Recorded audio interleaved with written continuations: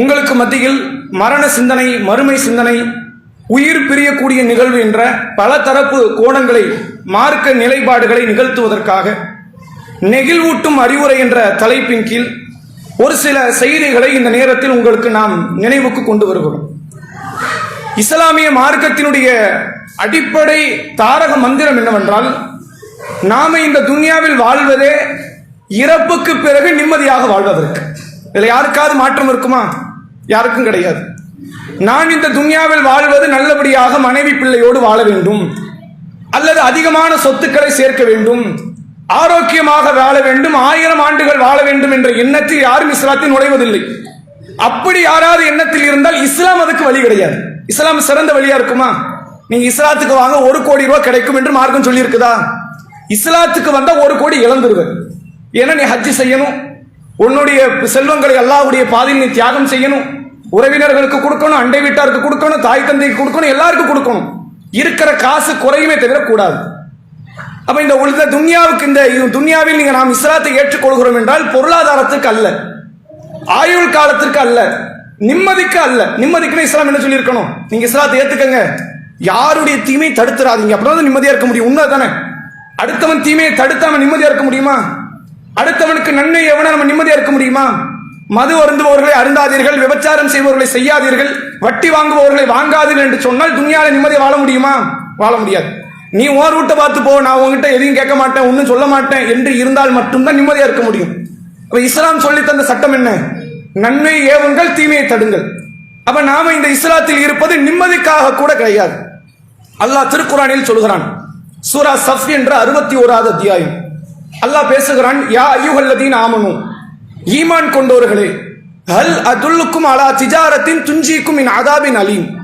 துன்புறுத்தக்கூடிய ஒரு வேதனை இருக்குப்பா, அதில் இருந்து காக்கக்கூடிய வியாபாரத்தை உனக்கு நான் சொல்லி தரட்டுமா அப்படின்னு அல்லாஹ் கேட்கிறான். ஒரு பெரிய வேதனை. அந்த வேதனை நீ நினைச்சு பார்த்த மாதிரி வேதனை கிடையாது. ஜெயிலுக்கு போறது, தூக்கு தண்டனை, இப்படியான வேதனை கிடையாது.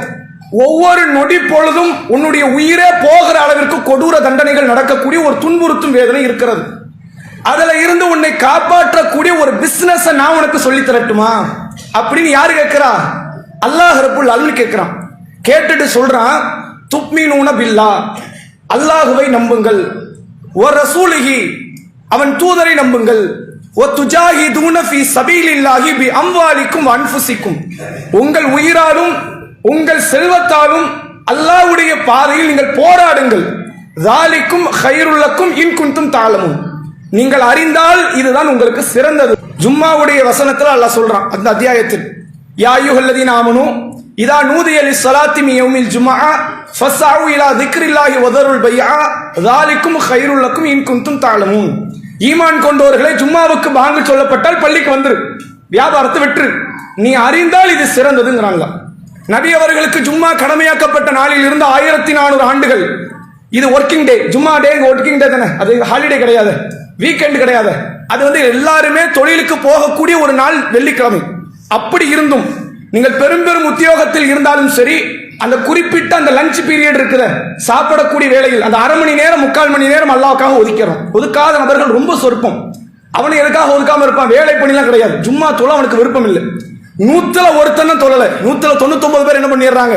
எங்கேயாவது ஒரு இடத்துல பள்ளிவாசலுக்கு போய் சேர்ந்துடுறாங்க. 1400 ஆண்டுகளாக கெடாத ஒரு வழிபாடு என்றால் அது ஜும்மாவுடைய வழிபாடு. ஏன் அந்த வழிபாட்டுக்கு நம்ம மக்கள் அவ்வளவு ஆர்வம் செலுத்துகிறார்கள் தெரியுமா? அல்லாஹ் சொல்லுகிறான், ஸாலிக்கும் கைருல் லக்கும் இன் குன்தும் தஅலமூன், இது நன்மை உனக்கு தெரியாது, தெரிந்தால் இதுதான் சிறந்தது, நீ ஓடி வருவேங்கிறாங்க. அப்ப அதுக்கு சொன்ன அதே வார்த்தை அல்லாஹ் எதுக்கு சொல்றான்? சூரா சஃபில அல்லாஹ் பேசுகிறான், அல்லாஹ்வுடைய பாதையில் போரிடுங்கள், உங்கள் உயிராலும் உங்கள் செல்வத்தாலும் அல்லாஹ்வை நம்புங்கள், அல்லாஹ்வுடைய ரசூலை நம்புங்கள். இது எதற்கு தெரியுமா? துன்புறுத்தக்கூடிய நரக தண்டனையில் இருந்து நீங்கள் உங்களை தற்காத்துக் கொள்வதற்கு என்று அல்லாஹ் ரப்புல் ஆலமீன் மிக கடுமையான வேதனை விட்டு பாதுகாப்பதற்கான ஒரு வியாபாரத்தை சொல்லித் தருகிறான். வியாபாரத்தை செய்யணுமா வேண்டாமா? இதை செய்தாலே அன்றி இதை செய்யாமல் நீங்கள் விட்டு விட்டீர்கள் என்றால் நாளை மறுமையில் நமது சரீரம்னா உடம்பு, நம்முடைய உடம்பை நரக நெருப்பில் இருந்து காக்கக்கூடிய ஒரு சக்தி கிடையாது. நம்மளாம் நினைச்சுக்கலாம், அல்லாஹ்வுடைய ரசூல் அவர்களுடைய பரிந்துரை இருக்கு, ஷஃபாத் இருக்கு, நபிகளாரை விட்டால் நபி தோழர்களோ ஏனைய மக்களோ வருவார்கள். ஒன்றை புரிந்து கொள்ளுங்கள், நபி அவர்களை பார்த்து அல்லாஹ் சொல்கிறான், நபியே நீங்கள் நினைத்தால் குர்ஆன் வசனம் நினைக்கிறாங்க. நீங்கள் சொல்லுங்கள், மறுமையில் எனக்கு என்ன நடக்கும் என்றே எனக்கு தெரியாதுன்னு சொல்லுங்க. ஏதோ நீங்க வந்து டாப்ல இருக்கிறீங்கன்னு நினைக்கிறாங்க. உண்மைதான், ரசூலுல்லாஹ் நம்மளை விட இறைச்சத்துல டாப்ல இருக்கிறாங்க, அமல்கள்ல டாப்ல இருக்கிறாங்க, தியாகத்துல டாப்ல இருக்கிறாங்க, நற்குணத்துல டாப்ல இருக்கிறாங்க. ஆனால் மறுமை வெற்றி யாருக்கு எப்படி கிடைக்கும் என்பது நபியே உங்களுக்கு கூட தெரியாது. உங்கள் கதி என்னவாகும் என்பதை நீங்களே மறுமையில வந்து தான் பார்க்க போறீங்க. அதனால் ஒவ்வொருவருடைய மறுமையை காப்பாற்ற வேண்டிய பொறுப்பு யாரை சார்ந்தது? அவர்களை சார்ந்தது. நபி அவர்கள் சொன்னார்கள், ரொம்ப தெளிவான ஒரு வார்த்தை. நபிகளார் சொல்கிறார்கள், ஒரு மனிதன் மரணித்து விட்டான் என்று சொன்னால் அவனை 3 காரியங்கள் பின்னாடியே போகும். ஜனாசா தூக்கிட்டு போறோம்ல, அப்படி போகும்போது 3 காரியங்கள் வரும். நாங்க ரசூலுல்லாஹ், மாலுஹு வஅஹ்லுஹு வஅமலுஹு. ஒன்று அவன் செல்வம், இன்னொன்று அவனுடைய குடும்பம், இன்னொன்று அவனுடைய செய்த செயல்கள். இந்த செல்வம்னா வெறுமனே பணம் காசு மட்டும் கிடையாது. நீங்க கவுன்சிலரா இருக்கலாம், அதுவும் சேர்ந்து வரும். இறந்தது யாருப்பா? அந்த தெரு கவுன்சிலர் இறந்துட்டாரு, அந்த பதவி சேர்ந்து வரும். உங்களுடைய பட்ட படிப்புகள், இன்ஜினியர், டாக்டர், இவர் இந்த துறையில இருந்தார் என்ற பேர் புகழெல்லாம் எங்க வரும்? கபர்ஸ்தான் வரைக்கும் வரும். பக்க மக்கள் தான் பேசிக்கிட்டு இருப்பாங்க. இறந்த அந்த லேடி தெரியுமா உங்களுக்கு? நல்ல அருமையான டாக்டருங்க, எவ்வளவு அழகா மருத்துவம் பார்ப்பாங்க தெரியுமா? எத்தனை பேர் உயிரை காப்பாத்திருக்காங்க தெரியுமா? உங்கள் சேர்த்து வைத்த புகழெல்லாம் கபர்ஸ்தான் வரைக்கும் வரும். பேர் வரும், பட்டங்கள் வரும், பதவிகள் வரும், உங்களுடைய செல்வங்கள் வரும். அந்த தெருவில் ஒரு பெரிய வீடு இருந்துச்சு, அந்த வீட்டு ஓனர் தான் மௌத்தாயிட்டார் அப்படின்னு பேசுவாங்க. அந்த செல்வம் எல்லாம் வரும். கூட யார் வருவா? உங்க வாப்பா வருவார், உங்களுடைய தந்தை, உங்களுடைய சகோதரர்கள், உங்களுடைய உடன்பிறப்புகள், உங்களை சார்ந்த எல்லா விதமான உறவினர்களும் வந்து நிற்பார்கள். அதோடு நீங்கள் செய்த நன்மைகளும் தீமைகளும் சேர்ந்து வந்து நிற்கும். நீங்கள் வட்டி வாங்கி இருப்பீர்கள், அது நிற்கும். நீங்கள் மது அருந்து இருப்பீர்கள், அது நிற்கும். நீங்கள் தொழுகை விட்டிருப்பீர்கள், அது நிற்கும். நீங்கள் விபச்சாரம் செய்திருப்பீர்கள், அது நிற்கும். நீங்கள் தர்மம் செய்திருப்பீர்கள், அதுவும் நிற்கும். நீங்கள் என்னவெல்லாம் நன்மைகள் செய்தீர்களோ, தாய் தந்தைக்கு பணிவிடை செய்திருப்பீர்கள், மனைவிக்கான உடைமைகளை செய்திருப்பீர்கள், கணவனுக்கு கட்டுப்பட்டு இருப்பீர்கள், பிள்ளைக்கு நற்போதனைகளை செய்திருப்பீர்கள், இதுவெல்லாம் சேர்ந்து கபரில் வந்து நிற்கும். ரசூலுல்லாஹ் சொன்னாங்க, 2 உங்களை விட்டு பிரிந்து விடும்ட்டாங்க. கவுன்சிலர் பதவியோடு அனுப்பிடுவாங்களா? கவுன்சிலர் அவருக்கு தாமா, அந்த நபர் இறந்துட்டார், அப்துல்லான்னு ஒருத்தர் இருந்தார் நம்ம ஏரியா கவுன்சிலர், அவர் இறந்துட்டார். இறந்தா என்ன, அவருக்கு 5 வருஷம் கழிச்சு மறுபடியும் ஓட்டு போடுவானா? நடக்காது. கவுன்சிலர் பதவி பறிக்கப்பட்டுரும், டாக்டர் பதவி பறிக்கப்பட்டுரும், வக்கீல் துறை பதவி பறிக்கப்பட்டுரும், உங்களுடைய பேர் புகழ் பறிக்கப்பட்டுரும், உங்களை பற்றிய நல்ல பல கருத்துக்கள்லாம் மறைக்கப்பட்டுரும். இப்படி ஒரு கேரக்டர் இந்த துன்யால இருந்ததே மறந்துடுவாங்க. நாம நம்ம பாட்டனார ஞாபகம் வச்சிருக்கிறோமா? தந்தையுடைய தந்தை ஞாபகம் வச்சிருக்கிறோமா? சுஜூத ஞாபகம் வராரா? தொழுகையில ஞாபகம் வராரா? ஏனைய இடத்துல கையேற்றும் போது ஞாபகம் வராரா? நமக்கு நம்ம பாட்டனார் ஞாபகம் வரல, நம்மள நம்ம புள்ள நினைச்சுக்கிட்டு இருப்பான்னு நினைக்கிறீங்களா? உங்க பேரம்பேத்தி நினைப்பார்களா? நீங்கள் இறந்த பிறகு உங்களை 100 ஆண்டுகள் 1000 ஆண்டுகள் நினைத்து கொண்டாடுவார்கள் என்று நினைக்கிறீங்களா? உங்கள் பேர் புகழ் மறைக்கப்படும், செல்வங்கள் மறைக்கப்படும். வந்த உறவினர் 10 நிமிஷம் நிக்கிறதுக்கு பயப்படுவான். வீட்டுல 1008 வேலை இருக்கு. இப்ப அடுத்த பிரச்சனை என்ன? சொத்தை யாரு எப்படி எடுக்கன்னு தெரியல. அக்காவுக்கு கொடுக்கணும், அண்ணனுக்கு கொடுக்கணும், தம்பி கொடுக்கணும், அந்த வீடு எனக்கு வேணும், இந்த வீடு அவனுக்கு கொடுக்கணும். இதுல 1008 பிரச்சனை. அப்பா படுக்கையில் இருந்தாரு, நான் தான் 5 லட்சம் ரூபாய் டாக்டருக்கு செலவு பண்ணேன், அதை வாங்கணும். முக்கியமா உம்மா கழுத்துல ஒரு செயின் இருந்துச்சு, அப்ப அப்பாவுடைய சொத்துக்களை பெற வேண்டும் என்பதற்காக வேண்டி அங்க போட்டி நடக்கும். உங்கள் குடும்பங்களும் போய்விடுவார்கள், உங்கள் செல்வங்கள் போய்விடும். இறுதியாக உங்களோடு இருக்கக்கூடியது எதை நீங்கள் அலட்சியமாக கருதி செய்தீர்களோ உங்கள் செயல்கள் நிற்கும். நான் இருக்கிறேன், நீ கவலைப்படாத. வட்டி வாங்கி இருக்கிறேன், மது அருந்துற நான் இருக்கிறேன், விபச்சாரம் பண்ண நான் இருக்கிறேன், தொழுகை விட்ட நான் இருக்கிறேன், நீ செய்த சதக்கா நான் இருக்கிறேன், நீ செய்த நல்ல காரியம் நான் இருக்கிறேன் என்ற அந்த செயல்கள் மட்டும்தான் கபர்ஸ்தானிலே நம்மோடு இருக்கும் என்று நபிகள் நாயகம் ஸல்லல்லாஹு அலைஹி வஸல்லம் அவர்கள் சொன்னார்கள். அப்ப எப்படிப்பட்ட ஒரு பயணத்துக்கு இருக்கிறோம் தெரியுமா? எது நம்மோடு பெர்மனண்டா இருக்குமோ அதை நம்ம சேர்க்கல, எது நம்மோடு பெர்மனண்டா இருக்காதோ அதற்காக வேண்டி பெரும்பாடு. ஒரு மனிதர் வெளிநாட்டுக்கு போறார், நம்ம சமூகத்தில் வெளிநாட்டுக்கு போறதா சாதாரண விஷயம். இந்த ஊர்ல ஒரு ரொம்ப சின்னதா இருக்கலாம், மற்ற ஊர்கள்லாம் நீங்க விசாரிச்சு பாத்தீங்கன்னா, நீங்க ஊர்ல 100 ஆண்கள் இருக்கிறாங்கன்னா 90 பேர் வெளிநாட்டில் தான் இருப்பாங்க. கத்தாரு, துபாய், பஹ்ரைன், வேற பல கல்ஃப் கண்ட்ரில இருக்கிறதெல்லாம் நம்ம முஸ்லீம் ஆண்கள் தான் இருப்பாங்க. அவர்கள் எப்படி போறாங்கன்னா 15 வயசு 18 வயசு ஒரு சமையல் மாஸ்டர், ஒரு டிரைவர், ஏதாவது ஒன்று கத்துக்கிட்டு போயிடுறது. 3 வருஷத்துக்கு ஒருக்க வந்து பாக்குறது. எப்படி 3 வருடத்திற்கு ஒரு முறை, 2 வருடத்துக்கு ஒரு முறை, 1 மாசம் வருவார், அப்படி மேரேஜ் முடிச்சுட்டு போயிடுவார். அடுத்த 2 வருஷம் கழிச்சு வருவார், புள்ள பிறந்து 1 வயசுல இருக்கும், வந்து பார்த்துட்டு போவார். இப்படியே 30 ஆண்டுகள் 40 ஆண்டு காலம் உழைப்பார். எதுக்கு திரும்ப உழைக்கிறாரு? பொம்பளை பிள்ளையை பெற்றுட்டோம், அந்த பிள்ளையை திருமணம் முடிச்சு வைக்கணும், ஒரு வீடு கட்டணும். 40 ஆண்டு காலம் உழைத்து அவன் வீட்டை கட்டுகிறான், ஏர்போர்ட்ல மௌத்தாகிறான். அவனுடைய மையத்து வீட்டுக்குள்ள வர முன்னாடி கபருக்குள்ள போகுது. நடக்குதா இல்லையா? நீங்கள் அவ்வளவு தூரம் பாடுபட்டு சேர்த்த செல்வங்கள் எல்லாம் உங்களுக்கு இல்ல. உங்கள் பெயர் மாற்றப்படுகிறது, உடை மாற்றப்படுகிறது, சூழ்நிலை மாற்றப்படுகிறது, எல்லாவற்றையும் இழந்து நீங்கள் நெற்கதியானவர்களாக கபருக்குள் அடக்கம் செய்யப்படுகிறீர்கள். நடக்குமா இல்லையா? யாருக்காவது மறுத்து பேச முடியுமா? இல்லைங்க, அப்படிலாம் கிடையாது. நான் மவுத்தாயிட்டோம்னா என்னுடைய மனைவி என் கூட வந்து கபர்ல படுப்பாங்கன்னு சொல்ற நபர்கள் உண்டா? என் கணவர் அப்பெல்லாம் விட மாட்டாருங்க, வீட்டுக்குள்ள வச்சே என் மையத்தை வச்சு பார்த்துக்கிட்டே இருப்பாரு சொல்லுகிற கணவன்மார்கள் உண்டா? மனைவிமார்கள் உண்டா? யாரும் கிடையாது. அல்லது நீங்க உங்க புள்ள மவுத்தாயிட்டான்னு வைங்க, கொண்டு போய் கபர்ல அடக்கம் பண்ணியாச்சு, வீட்டுக்கு வரீங்க, மழை கடுமையா பெய்யுது. முந்தைய நாள்ல மற்ற நாட்கள்ல ஒரு சிறிய மழை வந்தால் கூட தாங்க முடியாத என்னுடைய பிள்ளை இப்ப மழையில கிடக்கிறான், போய் மையத்தை எடுத்துட்டு வருவோன்னு போறீங்களா? கடுமையான வெயில், பனி, எதையாவது காரணம் வைக்கிறீங்களா? வீட்டுல நல்ல சாப்பாடு சமைப்பீர்கள், என் பிள்ளை கொண்டு போய் கொடுக்கணும்னு கபர்ஸ்தானுக்கு போற நபர்கள் உண்டா? எல்லாவற்றையும் மறந்து விடுவார்கள். அப்படிப்பட்ட மிக மோசமான அற்பகரமான ஒரு வாழ்க்கை இந்த துனியா. இல்லைன்னு மறுக்க முடியுமா? நீங்கள் அழகழகாக கட்டியிருப்பீர்கள் அந்த வீடு, ஒரு 100 வருஷத்துல எவங்கையிலே போய் அந்த வீடு இருக்கும். உங்க மகன் பேரங்கையில இருந்தாலும் ஒரு நியாயங்க, அவன் வித்து மண்ணாக்கிட்டு போயிருவான். அது யாரு கைக்கெல்லாம போய் எவனோ ஒருத்தர் அதை கொண்டு லாபம் அனுபவித்துக் கொண்டிருப்பான். உங்க பைக் இன்னொரு ஆள்கிட்ட, உங்க கார் இன்னொரு ஆள்கிட்ட. இவ்வளவு ஏன்? உங்கள் கணவர் இன்னொரு பெண்ணுகிட்ட, உங்கள் மனைவி இன்னொரு ஆணுகிட்ட. என்ன பத்திரமா? மவுத்து வரைக்கும் நீ என் புருஷனாமா, நீ என்னுடைய மனைவிதாமா இருப்பாங்களா? ரொம்ப ரேரு. அப்படி தடுக்கப்பட்டவர்கள் யார்? நபிகளாருடைய மனைவிமார்களை தவிர துன்யாவில் யாரையும் இப்படி தடுத்து நிறுத்த முடியாது. நான் மவுத்தாகிறேன், ஏமா நீ எனக்கு அப்புறம் யாரும் கல்யாணம் முடிக்க சொல்ல முடியுமா? அந்த அருகதை இருக்குதா? யாருக்கும் கிடையாது. உங்கள் மனைவியே உங்களுக்கு சொந்தம் இல்லைன்னு ஆயிரும், உங்கள் கணவன்மார்கள் உங்களுக்கு சொந்தம் இல்லைன்னு ஆயிரும், உங்கள் தாய் தந்தையர்கள் ஏனைய பிள்ளை மீது பரிவு காட்ட ஆரம்பித்து விடுவார்கள், உங்கள் பிள்ளைகள் உங்களை மறந்துடுவாங்க. எதுக்குப்பா இந்த போராட்டம்? ஏன் இவ்வளவு தூரம் ஓடணும்? என்ன நீ மறந்துடுவே அப்படின்னா உனக்காக ஏன்டா நான் கட்டணம் வீட்ட? என்ன மறந்துடுவேன்னா உனக்காக நான் இவ்வளவு ஏன் பாடுபடணும்? என்னை என்றைக்கும் மறக்காமல் என்னுடைய நன்மை தீமைகளை கணக்கெடுத்துக் கொண்டிருக்கக்கூடிய ரப்புக்காக நான் என்ன செய்தேன்? அதெல்லாம் நினைச்சு பார்க்கணும். அந்த மறுமையை பற்றிய சிந்தனை மக்கள்கிட்ட அதிகமாக இல்லை. அல்லாஹ் திருக்குரானிலே சூரா ஹஜ் என்ற அத்தியாயத்தில் பேசுகிறான்.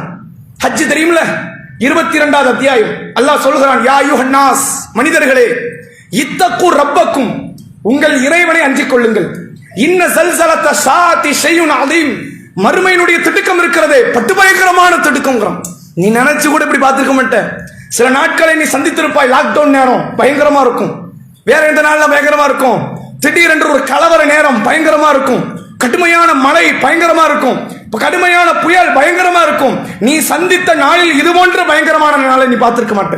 இந்த துன்யா படைக்கப்பட்ட நாள்ல இருந்து அழிக்கப்படுகிற நாள் வரை இதற்கு மிஞ்சிய கொடூரமான நாள் கிடையாது. இதுக்கு அப்புறம் அப்படி ஒரு நாள் வராது. அந்த நாளை பற்றி அல்லாஹ் திருக்குரானிலே சொல்கிறான், யௌம தரவுனஹா ததுஹலு குல்லு முர்தியாத்தின் அம்மா அர்தாத் வ தரவு ذات حمل حملها وترى الناس سكارى وما هم بسكارى ولكن عذاب الله شديد. அல்லாஹ் சொல்கிறான், நபியே, அந்த மறுமை எப்படி இருக்கும் தெரியுமா? அந்த நாளில் பால் ஊட்டக்கூடிய தாய்மார்கள் தான் பால் ஊட்டக்கூடிய பிள்ளையை மறந்து விடுவாள். எந்த அம்மாவது அப்படி மறப்பாளாங்க? 10 வயசு பிள்ளையை மறக்க மாட்டாள், 20 வயதில் இருக்கக்கூடியவனை மறக்க மாட்டாள், 40 வயதை அடைந்தவன் கூட சாப்பிட்டானு கேட்கிறவ தாய். அப்படிப்பட்ட தாய் கை பிள்ளையாக இருக்கும், பால் கொடுத்தால் தான் இவனை வாழ வைக்க முடியும் என்ற நிலையில் இருக்கிற குழந்தையை மறக்கும் நாள் அந்த மறுமை நாள். அடுத்து அல்லாஹ் சொல்கிறான், கர்ப்பிணி பெண்கள் தன் வயிற்றிலே வைத்திருக்கக்கூடிய கருவை ஈண்டெடுத்து விடுவாள். அவளுக்கு வேதனை தெரியாத. நீ யோசிச்சு பாருங்க, நல்ல அசந்து தூங்கிட்டு இருப்போம், ஒரு கொசு கடிச்சுன்னா டக்குன்னு எந்திரிச்சிரும், சுளீர்னு கடிக்கும், கடுமையான வேதனை, டக்குன்னு சொரிஞ்சுக்கிட்டே எந்திரிச்சிருவோம். கை முறிஞ்சிட்டுன்னு வைங்க, இப்போ ஒரு பேச்சு ஆக்சிடென்ட், பைக்ல இருந்து விழுந்துட்டோம், கை உடஞ்சிருச்சு, இந்த நேரத்தில் ஒரு கொசு கடிக்குது. கொசு கடி பெருசா தெரியுமா? தெரியாது. என்ன காரணம்? பெரிய வேதனை சிறு வேதனையை மறக்க வச்சிடும். அல்லாஹ் சொல்கிறான், கருவில இருக்கிற குழந்தையை வீட்டெடுக்கிறது இருக்குது துன்யாவிலேயே பெரிய வேதனை, ஆகிரத்துல நீ நரகத்தை பார்க்கும் போது அது உனக்கு வேதனையா தெரியாதுங்கிறான்ல. சொல்லிட்டு அல்லாஹ் சொல்றான், ஒத்தரன் நாச சுக்காரா, நபியே, மனிதர்களை நீங்கள் போதை வயப்பட்டவர்களாக பார்ப்பீர்கள். சரக்கு அடிச்சவ மாதிரி இருப்பான், சாராயம் குடிச்சவ மாதிரி இருப்பான். வலாக்கின் அதாப் அல்லாஹி ஷதீத், அவர்கள் போதை வயப்பட்டவர்கள் அல்ல, நரகத்தை பார்த்து கொண்டிருக்கிறார்கள். நல்ல நோட் பண்ணுங்க, நரகத்துக்குள்ள இன்னும் நுழையல, நரகத்துக்குள்ள இன்னும் நுழையல, நரகத்தை பார்க்கிறோம். பார்க்கும் போது அவன் அசந்து போய் நிற்கிறான். டேங்க அப்பா, இப்படி ஒரு வாழ்க்கைக்காக நம்ம போராடி இருந்தோம். 60 ஆண்டுகள் 80 ஆண்டுகள் போராடியது இந்த நரகத்தினுடைய இந்த நெருப்புக்காகத்தானா? அந்த நெருப்போடு பணி செய்யக்கூடிய பெண்கள் நீங்கள் சுதாரித்துக் கொள்ளுங்கள். கொஞ்சம் யோசிச்சு பாருங்க, ஒரு வெண்ணியை தொட முடியாது, ஒரு தோசைக்கல் கடுமையான சூட்டில் இருக்க தொட முடியாது. அதையெல்லாம் பார்த்து வெறுந்தோடுகள் இருக்கக்கூடிய நாம் நரகத்தில் நம்முடைய ஒட்டுமொத்த உடலையும் நெருப்புக்காக வேண்டி உணவாக கொடுக்கக்கூடிய மனநிலை என்னவென்று சொல்வது? அல்லாஹ் திருக்குர்ஆன்ல சொல்றான், இந்த நரகம் தான் கிடைக்கும். நம்மள காஃபிரை பார்த்து அந்த காஃபிர்லாம் சொல்றான், நரகம் போனா போயிட்டு போறோம், உனக்கு என்ன வந்துச்சு? ரசூலுல்லாஹ் பார்த்து அதுக்கு அல்லாஹ் குர்ஆன்ல ஒரு வார்த்தை சொல்றான் பாருங்க, ஃபமா அஸ்பரஹும் அலன் நார். அட நரகத்துக்கே போயிருவாங்கறியப்பா, உன் பொறுமை என்னன்னு சொல்லுங்கிறான். அல்லாஹ்வே பார்த்து ஆச்சரியப்படுறான், நரகமே போயிருவாங்கறானப்பா. அவனும் நரகத்தை பார்க்கல, கெப்பாசிட்டி என்னன்னு தெரியாது, அதனுடைய ஒரிஜினல் டெம்பரேச்சர் என்னன்னு தெரியாது, தெரியாம பேசிக்கிட்டு இருக்கிறான். நரகத்தை பொறுத்துக் கொள்ளக்கூடியவனுடைய பொறுமை என்னவென்று சொல்வது என்று அல்லாஹ் கேட்கிறான். சாதாரண வாழ்க்கையா நரகம்? நீங்க நினைக்கலாம், ஈமான் கொஞ்ச நேரத்துக்கு முன்னாடி பேசினார், கடுகளவு ஈமான் இருந்தால் சொர்க்கம், லா இலாஹ இல்லல்லாஹ் என்று சொல்லிவிட்டால் சொர்க்கம். கண்டிப்பாக இந்த கொள்கை அது உண்மை, மாற்றமே கிடையாது, மாற்றமே கிடையாதுங்க. நல்லா தெரிஞ்சுக்கங்க, ஒருத்தன் ஒரு கொலை பண்ணிட்டான்னு வைங்க, 14 ஆண்டுகள் அவனுக்கு சிறை தண்டனை, நீங்க கண்டிப்பா திருப்பி வருவானா இல்லையா? அல்லாஹ் நாடி ஹயாத்தை கொடுத்தா வந்துருவான். நான் கண்டிப்பா வந்துருவேன், 14 வருஷம் போய் ஜெயில இருக்கா தயாரா? மனைவி விட்டு, பிள்ளைகளை விட்டு, வியாபாரத்தை விட்டுட்டு நம்ம போயிட்டு வர்றதுக்குள்ள இந்த குடும்ப சூழ்நிலை எப்படி மாறும்னு தெரியாது. உள்ள போனா ராஜாங்க வாழ்க்கையா? ஜெயிலுக்குள்ள போனா நிம்மதியா கொடுத்துருவாங்களா? டிவி ஹிவியா போட்டு கையில ரிமோட்டை கொடுத்து வைஃபை கனெக்ஷனை கொடுத்து 3 வேளை இல்ல 6 வேளை சாப்பாடு வச்சுக்க கொடுத்துருவான் அவன். சாதாரண அற்ப உலகத்தில் வாழக்கூடிய ஒரு சிறைச்சாலை வாழ்க்கை 14 ஆண்டுகள் கழித்து திரும்பி வருவோன்னு தெரிந்தால் கூட அந்த வாழ்க்கை யார் விரும்ப மாட்டான். ஆனால் நரகம் எப்படி ஆயிடுச்சு? கிள்ளுக்கிற போனா போயிட்டு போறோம், போயிட்டு திரும்பி வந்துடலாம். ஏன்னா மாமியார் விடா, போயிட்டு போயிட்டு வர்றதுக்கு மாமியார் விடாங்க. நரக வாழ்க்கை அற்பமாக மக்களால் பார்க்கப்படுகிறது. நரகம்னா என்ன? சாதாரண ஒரு விஷயம். அல்லாஹ்வுடைய தூதர் அவர்கள் பாவங்களை செய்யாதவர், ஒருவேளை அலட்சியத்தில் 1-2 பாவம் செய்திருந்தால் கூட அல்லாஹ்வால் மன்னிக்கப்பட்டவர். நாளை மறுமையில் சொர்க்கத்தில் முதல் நபராக நுழையக்கூடிய அல்லாஹ்வுடைய தூதர் அவர்கள் நரகத்தை நினைத்து கண்ணீர் வடிக்காத நாள் கிடையாது. ஏங்க அந்த மனிதர் கண்ணீர் வடிக்கணும்? என்ன காரணம்? நரகம் போமாட்டோம் ரசூலுல்லாஹ்க்கு தெரியுமா இல்லையா? நல்லா தெரியும். நரகத்தில் அல்லாஹ் நம்ம அனுப்ப போறது இல்லை. ஆனால் அந்த நரகம் உண்மையில் நினைத்து கண்ணீர் வடிக்கப்பட வேண்டிய காரியம் தான் அது. அல்லாஹ் ரப்புல் ஆலமீன் திருமறை குர்ஆனிலே மறுமையை பற்றி அல்லாஹ் சொல்கிறான், வத்தகு யௌமன், மக்களே ஒரு நாளை நீங்கள் பயந்து கொள்ளுங்கள். எந்த நாள்? நீ கலெக்டரை சந்திக்கிற நாள் கிடையாது, அது கவுன்சிலரை சந்திக்கிற நாள் கிடையாது, எம்எல்ஏவோ எம்பியோ சிஎம்ஓ பிஎம்ஏ சந்திக்கிற நாள் கிடையாது, உலகத்தில் மிக கொடியவனாக பார்க்கப்படுவோனை சந்திக்கிற நாள் கிடையாது, உன் மரண நாள் கூட அது கிடையாது. எந்த நாள் தெரியுமா? துர்ஜஊன ஃபீஹி இலல்லாஹ், எந்த நாளில் உன்னை படைத்த இறைவனிடத்தில் நீ ஒன்று திரட்டப்படுவாயோ அந்த நாளை பயந்து கொள். அல்லவா ரஹ்மான பார்த்திருக்கோம்ல, உலகத்துல 800 கோடி பேருங்க, 800 கோடி பேர்ல ஒரு 1 கோடி பேர் கண்ணு கிடையாது. அந்த 1 கோடி பேர்ல நாம கிடையாது. உண்மைதானே? 800 கோடி பேர்ல ஒரு 2 கோடி பேருக்கு பிள்ளை கிடையாது. அந்த 2 கோடியில நாம கிடையாது. 800 கோடியில ஒரு 2 கோடி பேருக்கு ஊனம் கால் கிடையாது. அந்த 2 கோடியில யாரு கிடையாது? நாம கிடையாது. அல்லாஹ் ரஹ்மானா இல்லையா? ரஹ்மான். ஆனா அல்லாஹ்வுக்கு இன்னொரு ஃபேஸ் இருக்கு. நம்ம எல்லாமே அல்லாஹ்வை மிகப்பெரும் அருளாளனாக பார்க்கிறோம், அதுல மாற்றமே கிடையாது. அல்லாஹ் மாபெரும் ரஹ்மான், மிகப்பெரிய ரஹீம். அவனுடைய கருணை, அன்பு, அவனுடைய அருளுக்கு நிகர அவன் மட்டும்தான், வேற யாரும் கிடையாது. ஆனால் அல்லாஹ்வுடைய அருளை மட்டுமே கவனம் செலுத்தி இந்த முஸ்லிம் சமூகம் அல்லாஹ்வுடைய வேதனை, அல்லாஹ்வுடைய கோபத்தை பற்றி கவனிக்க தவறிவிட்டது. நபிகள் நாயகம் ஸல்லல்லாஹு அலைஹி வஸல்லம் அவர்கள் சொன்னார்கள், வல்லவ் யஅலமு பிகுல்லி அல்லதி இன்தல்லாஹில் அதாப் லம் யம்மம் மினன் நார். மக்களே, இந்த ஈமான் கொண்டவர் இருக்கிறானே, இவர்கள் அல்லாஹ்வுடைய வேதனையை பற்றி நன்கு தெரிந்து கொண்டால் அவன் மனநிலை என்ன ஆயிரும் தெரியுமா? எனக்கு சொர்க்கமே வேண்டான்ட்டு வந்துருவான், நரகத்தை விட்டு தப்பிச்சா போதுன்றுவான். நம்ம எல்லாரும் என்ன நினைச்சுக்கிட்டு இருக்கிறோம்? வழிபாட்டில் சரி கிடையாது, அமல்கள்ல சரி கிடையாது. இந்த ஊர்களுடைய நிலைமை என்ன? உனக்கு பதிலா நான் தொழுகிறேன், எனக்கு பதிலா நீ தொழு. அந்த மென்டாலிட்டி அப்படி ஒரு பாடம் புகட்டப்பட்டிருக்குது. வழிபாடுகள் இல்லை, பாவங்கள் அதிகம், நற்குணம் இல்லை. அந்த நிலைமை என்ன தெரியுமா? ஜன்னத்து ஃபிர்தௌஸ்ல நமக்கு ஒரு சீட்டு கிடைச்சிருச்சு. இப்படி ஒரு மிதப்பு, இது ஒரு வகையான இருமாப்பு. நமக்கு தான் சீட்டு, நம்ம தான் போக போறோம். இந்த மனநிலையை அல்லாஹ்வுடைய தூதர் அவர்கள் உடைக்கிறாங்க. அப்படி கிடையாது. நீ நினைச்சுக்கிட்டு இருக்கிற மறுமை நாளுக்கு முன்னால் உங்களுடைய ரிசல்ட் மாற்றப்படும். நம்ம நினைக்கிற மாதிரியாக அல்லாஹ்விடத்தில் ரிசல்ட் எழுதப்படாது. கண்டிப்பா சொர்க்கம் தான், நான் சொர்க்கம் போகத்தான் போறேன், நான் சொர்க்கம் போகத்தான் போகிறேன் என்று இருந்தால் ஷஹீதாக்கப்படுவார்கள் என்று அல்லாஹ்வுடைய தூதரால் முன்னறிவிப்பு செய்யப்பட்ட உமர் ரலியல்லாஹு அவர்கள் மரண தருவாயில் ஏன் பயப்படணும்? ரசூலுல்லாஹ்வுடைய வார்த்தையில அவங்க நம்பிக்கை இல்லையா? உளப்பூர்வமா நம்பினாங்க. தான் ஷஹீத் என்று நம்பினார்கள். ஷஹீதுகளுக்கு எந்த பாவம் கிடையாது, எல்லா நன்மையும் வழங்கப்படுகிறது. சொர்க்கத்தில் தனக்குரிய இருப்பிடத்தை நபி அவர்கள் பார்த்து உறுதி செய்தார்கள். உமரே, சொர்க்கத்தில் உங்கள் மாளிகை பார்த்தேன்னாங்க. அப்படிப்பட்ட உமர் மரண நேரத்தில் கூட தன்னுடைய மறுமை வாழ்க்கையை நினைத்து பயந்தார்கள் என்றால் உண்மையில் பயப்பட தகுதி வாய்ந்த நாள் அந்த மறுமை நாள். ஏன் இந்த சிந்தனை இல்ல? அதுல குறிப்பா பெண் சமூகத்தை பற்றி நல்லா தெரிஞ்சுக்கங்க. நபி அவர்கள் ஒரு நாள் பெருநாள் தொழுகையில் நிக்கிறாங்க மக்கள் முன்னாடி. பெண்களை பார்த்து சொல்றாங்க, பெண்களே, இத்தலஅத்து ஃபில் ஜன்னா, நான் சொர்க்கத்தை எட்டி பார்த்தேன். ஃபராயிது அக்ஸர அஹ்லில் ஃபுகரா, அதில் அதிகமான ஏழைகள் இருந்தார்கள். நீங்கள் எந்த வாழ்க்கை புறக்கணிக்கிறீங்களோ அந்த வாழ்க்கை வாழ்ந்தவன் தான் சொர்க்கத்தில் நிறைய. மைக்ரோவன் இல்லாத வீடு வேண்டாம், ரெண்டு ரூம் இருக்கணும், அதுக்கு அட்டாச்சு பாத்ரூம் இருக்கணும். 1 லட்சம் சம்பாதிக்காதவன எனக்கு திருமணம் பண்ண விருப்பம் இல்லை, இப்படித்தான் என் மாப்பிள்ளை இருக்கணும், இப்படித்தான் வாழ வேண்டும், இப்படித்தான் இருக்க வேண்டும் என்று பொருளாதாரத்துக்கு நீங்க ஒரு படித்தரம் வைத்திருக்கிறீர்களே. அல்லாஹ்வுடைய தூதர் அவர்கள் சொன்னார்கள், வாழ வழி இல்லாமல், சாப்பிட வழி இல்லாமல், உடுத்த வழி இல்லாமல் வாழ்ந்து மரணிக்க கூடியவன் தான் நாளை மறுமையில் சொர்க்கத்தை அலங்கரிக்க இருக்கிறான். அவன் தான் சொர்க்கத்துக்கு போவான். சொல்லிட்டு ரசூலுல்லாஹ் சொன்னாங்க, வத்தல் அத்து ஃபின்னார், நரகத்தை நான் எட்டி பார்த்தேன். ஃபராயித்து அக்ஸர அஹ்லில் நிசா, அங்கு அதிகம் பெண்களை பார்த்தேன். நாங்க நீங்க எல்லா இடத்துலயும் பார்க்கலாம், பயான்ல பெண்களுக்கு தனி இடவசதி உண்டுன்னு போடுவாங்களா?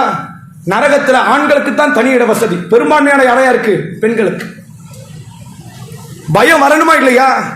யாரை பார்த்த ரசூலுல்லாஹ் அந்த செய்தியை சொன்னாங்க? உங்களை பார்த்தா, அல்லது நமக்கு முந்தைய தலைமுறையை பார்த்தா, அல்லது வரக்கூடிய தலைமுறையை பார்த்தா? நபிகளார் முன்னால் இஸ்லாத்தை ஏற்றுக்கொண்டு அல்லாஹ்வுக்காக உயிர் தியாகம் செய்ய தயார் என்ற சஹாபிய பெண்மணிகளை பார்த்து சொன்னார்கள், உங்களை நரகத்தில் பார்த்தேன். உடனே அந்த பெண்கள்ல ஒரு பெண்மணி எந்திரிச்சு கேட்கிறாங்க, பிமா யா ரசூலல்லாஹ், அல்லாஹ்வுடைய தூதரை நாங்க மட்டும் நரகத்துக்கு அதிகம் தெரிஞ்சுக்கணும்ல, கிளாரிபிகேஷன் இருந்தா தான் சரியா இருக்கு. சும்மா நீங்க நரகன்ட்டீங்கன்னா நம்ம ஏத்துட்டு போனா நாங்க என்ன பாவத்துக்கு போனோம் தெரிய வேண்டாமா? தெரிஞ்சாதானே எங்களை மாற்ற முடியும். நாங்கள் ஏன் நரகத்தில் அதிகம்? நாங்க ரசூலுல்லாஹ் சொன்னாங்க, நீங்கள் கணவன்மார்களுக்கு மாறு செய்கிறீர்கள், நன்றி கட்ட ஜென்மம் நீங்கள். நாங்கள் ரசூலுல்லாஹ், நன்றி கட்ட ஜென்மம். ஏன் நன்றி கட்ட ஜென்மம்? 18 வயது 20 வயது வரை திருமணம் முடிக்காம இருந்தீங்களா வீட்டுல? வாப்பாவுடைய அப்பாவுடைய பொருளாதாரத்தில் வாழ்ந்து, தன் சகோதரனுடைய பொருளாதாரத்தில் வாழ்ந்து கொண்டிருந்த நீங்கள் ஒரு 20 வயசுக்கு அப்புறம் உங்களுக்கு ஒரு மாப்பிள்ளை வருவார். ஆள் பார்க்க கொஞ்சம் கலந்த ஒரு மாதிரி இருப்பார். என்ன காரணம்? அப்படிப்பட்ட ஆட்களை தேர்வு செய்வாங்க, திருமணத்தை முடிச்சிருவாங்க, கையெழுத்தை போட்டு மகர பேசி கல்யாணம் முடிஞ்சிருச்சு. 18 வயது 20 வயது வரை அப்பாவோடு தந்தையோடு இருக்கும் பொழுது நீங்கள் எதிர்பார்க்காத செல்வத்தையும் யார்கிட்ட கேட்பீங்க? கணவன்கிட்ட கேட்பீங்க. அதற்காக நெருக்கடி தருவீங்க. அவர் என்ன பண்ணுவாரு? திருமணத்துக்கு முன்னாடி ஆண்களுடைய வாழ்க்கை எப்படி இருக்கும் தெரியுமா? ராஜாவா இருந்திருமா. என்ன காரணம்? ஒரு கடையில போய் வேலை பார்க்கறது, ஒரு பிசினஸ் வைக்கிறது, செட் ஆகலாம் தூக்கி போட்டு வந்துடுறது. நீ சொல்லி நான் என்ன இருக்கேன், நான் இப்படிதான் நடப்பேன்னு வந்துடும். அந்த கெத்து இருக்குல்ல, அது ஆண்கள்கிட்ட இயல்பாவே உண்டு. திருமணத்துக்கு அப்புறம் அந்த கெத்தை காட்ட முடியாது. ஏன்? வீட்டுக்கு பணத்தோடு அரிசியோடு பருப்போடு போகலைன்னா சண்டை, பிரச்சனை வெடிக்கும். அதனால் தன்னுடைய சுய மரியாதையை இழந்து, தனக்கான சுய கௌரவத்தை இழந்து அந்த வேலையில் தற்காத்துக் கொள்வதற்காக, தக்க வைத்துக் கொள்வதற்காக வாழ்ந்து கொண்டிருப்பார்.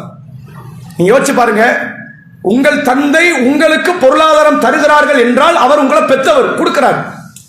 உங்க புள்ள உங்களுக்கு பொருளாதாரத்தை கொடுக்கிறான்னு வைங்க, நீங்க பெத்தது, அதனால அவங்க கொடுக்கணும்.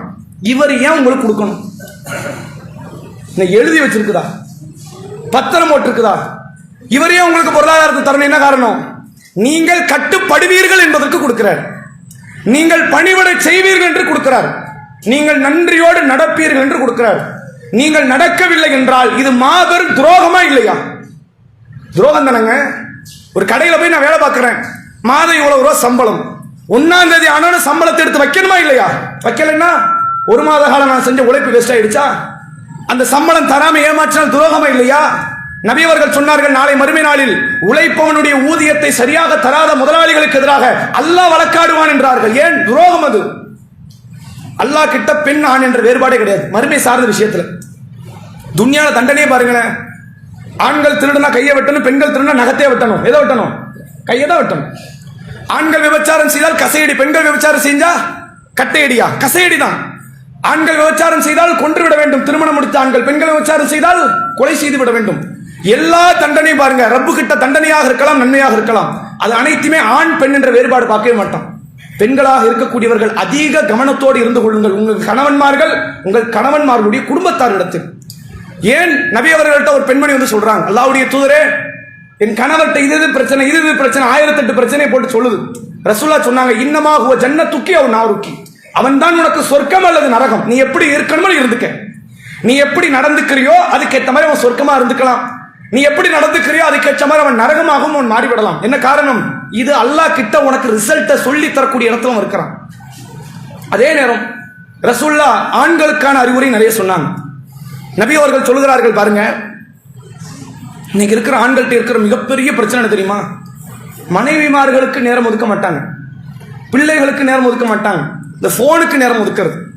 ஒரு நாள் 24 மணி நேரம் இருக்குது அப்படின்னா 23 மணி நேரம் போனுக்கு, அப்புறம் அரை மணி நேரம் சார்ஜுக்கு. அதெல்லாம் கரெக்டா இருக்கும். சார்ஜ் போடலைன்னா என்ன செய்ய முடியும்? அதுக்கு ஸ்பீட் சார்ஜர் வாங்கி வச்சுக்கிட்டு டர்போ சார்ஜ் ரேபிட்லி அப்படி போட்டு அப்படி போனையே கட்டிக்கலாமே அங்கிறது பதிலாக வரும். அசரவே கூடாது, அப்படியே தான் இருக்கிறது, கல்லு மாதிரி இருக்கிறது.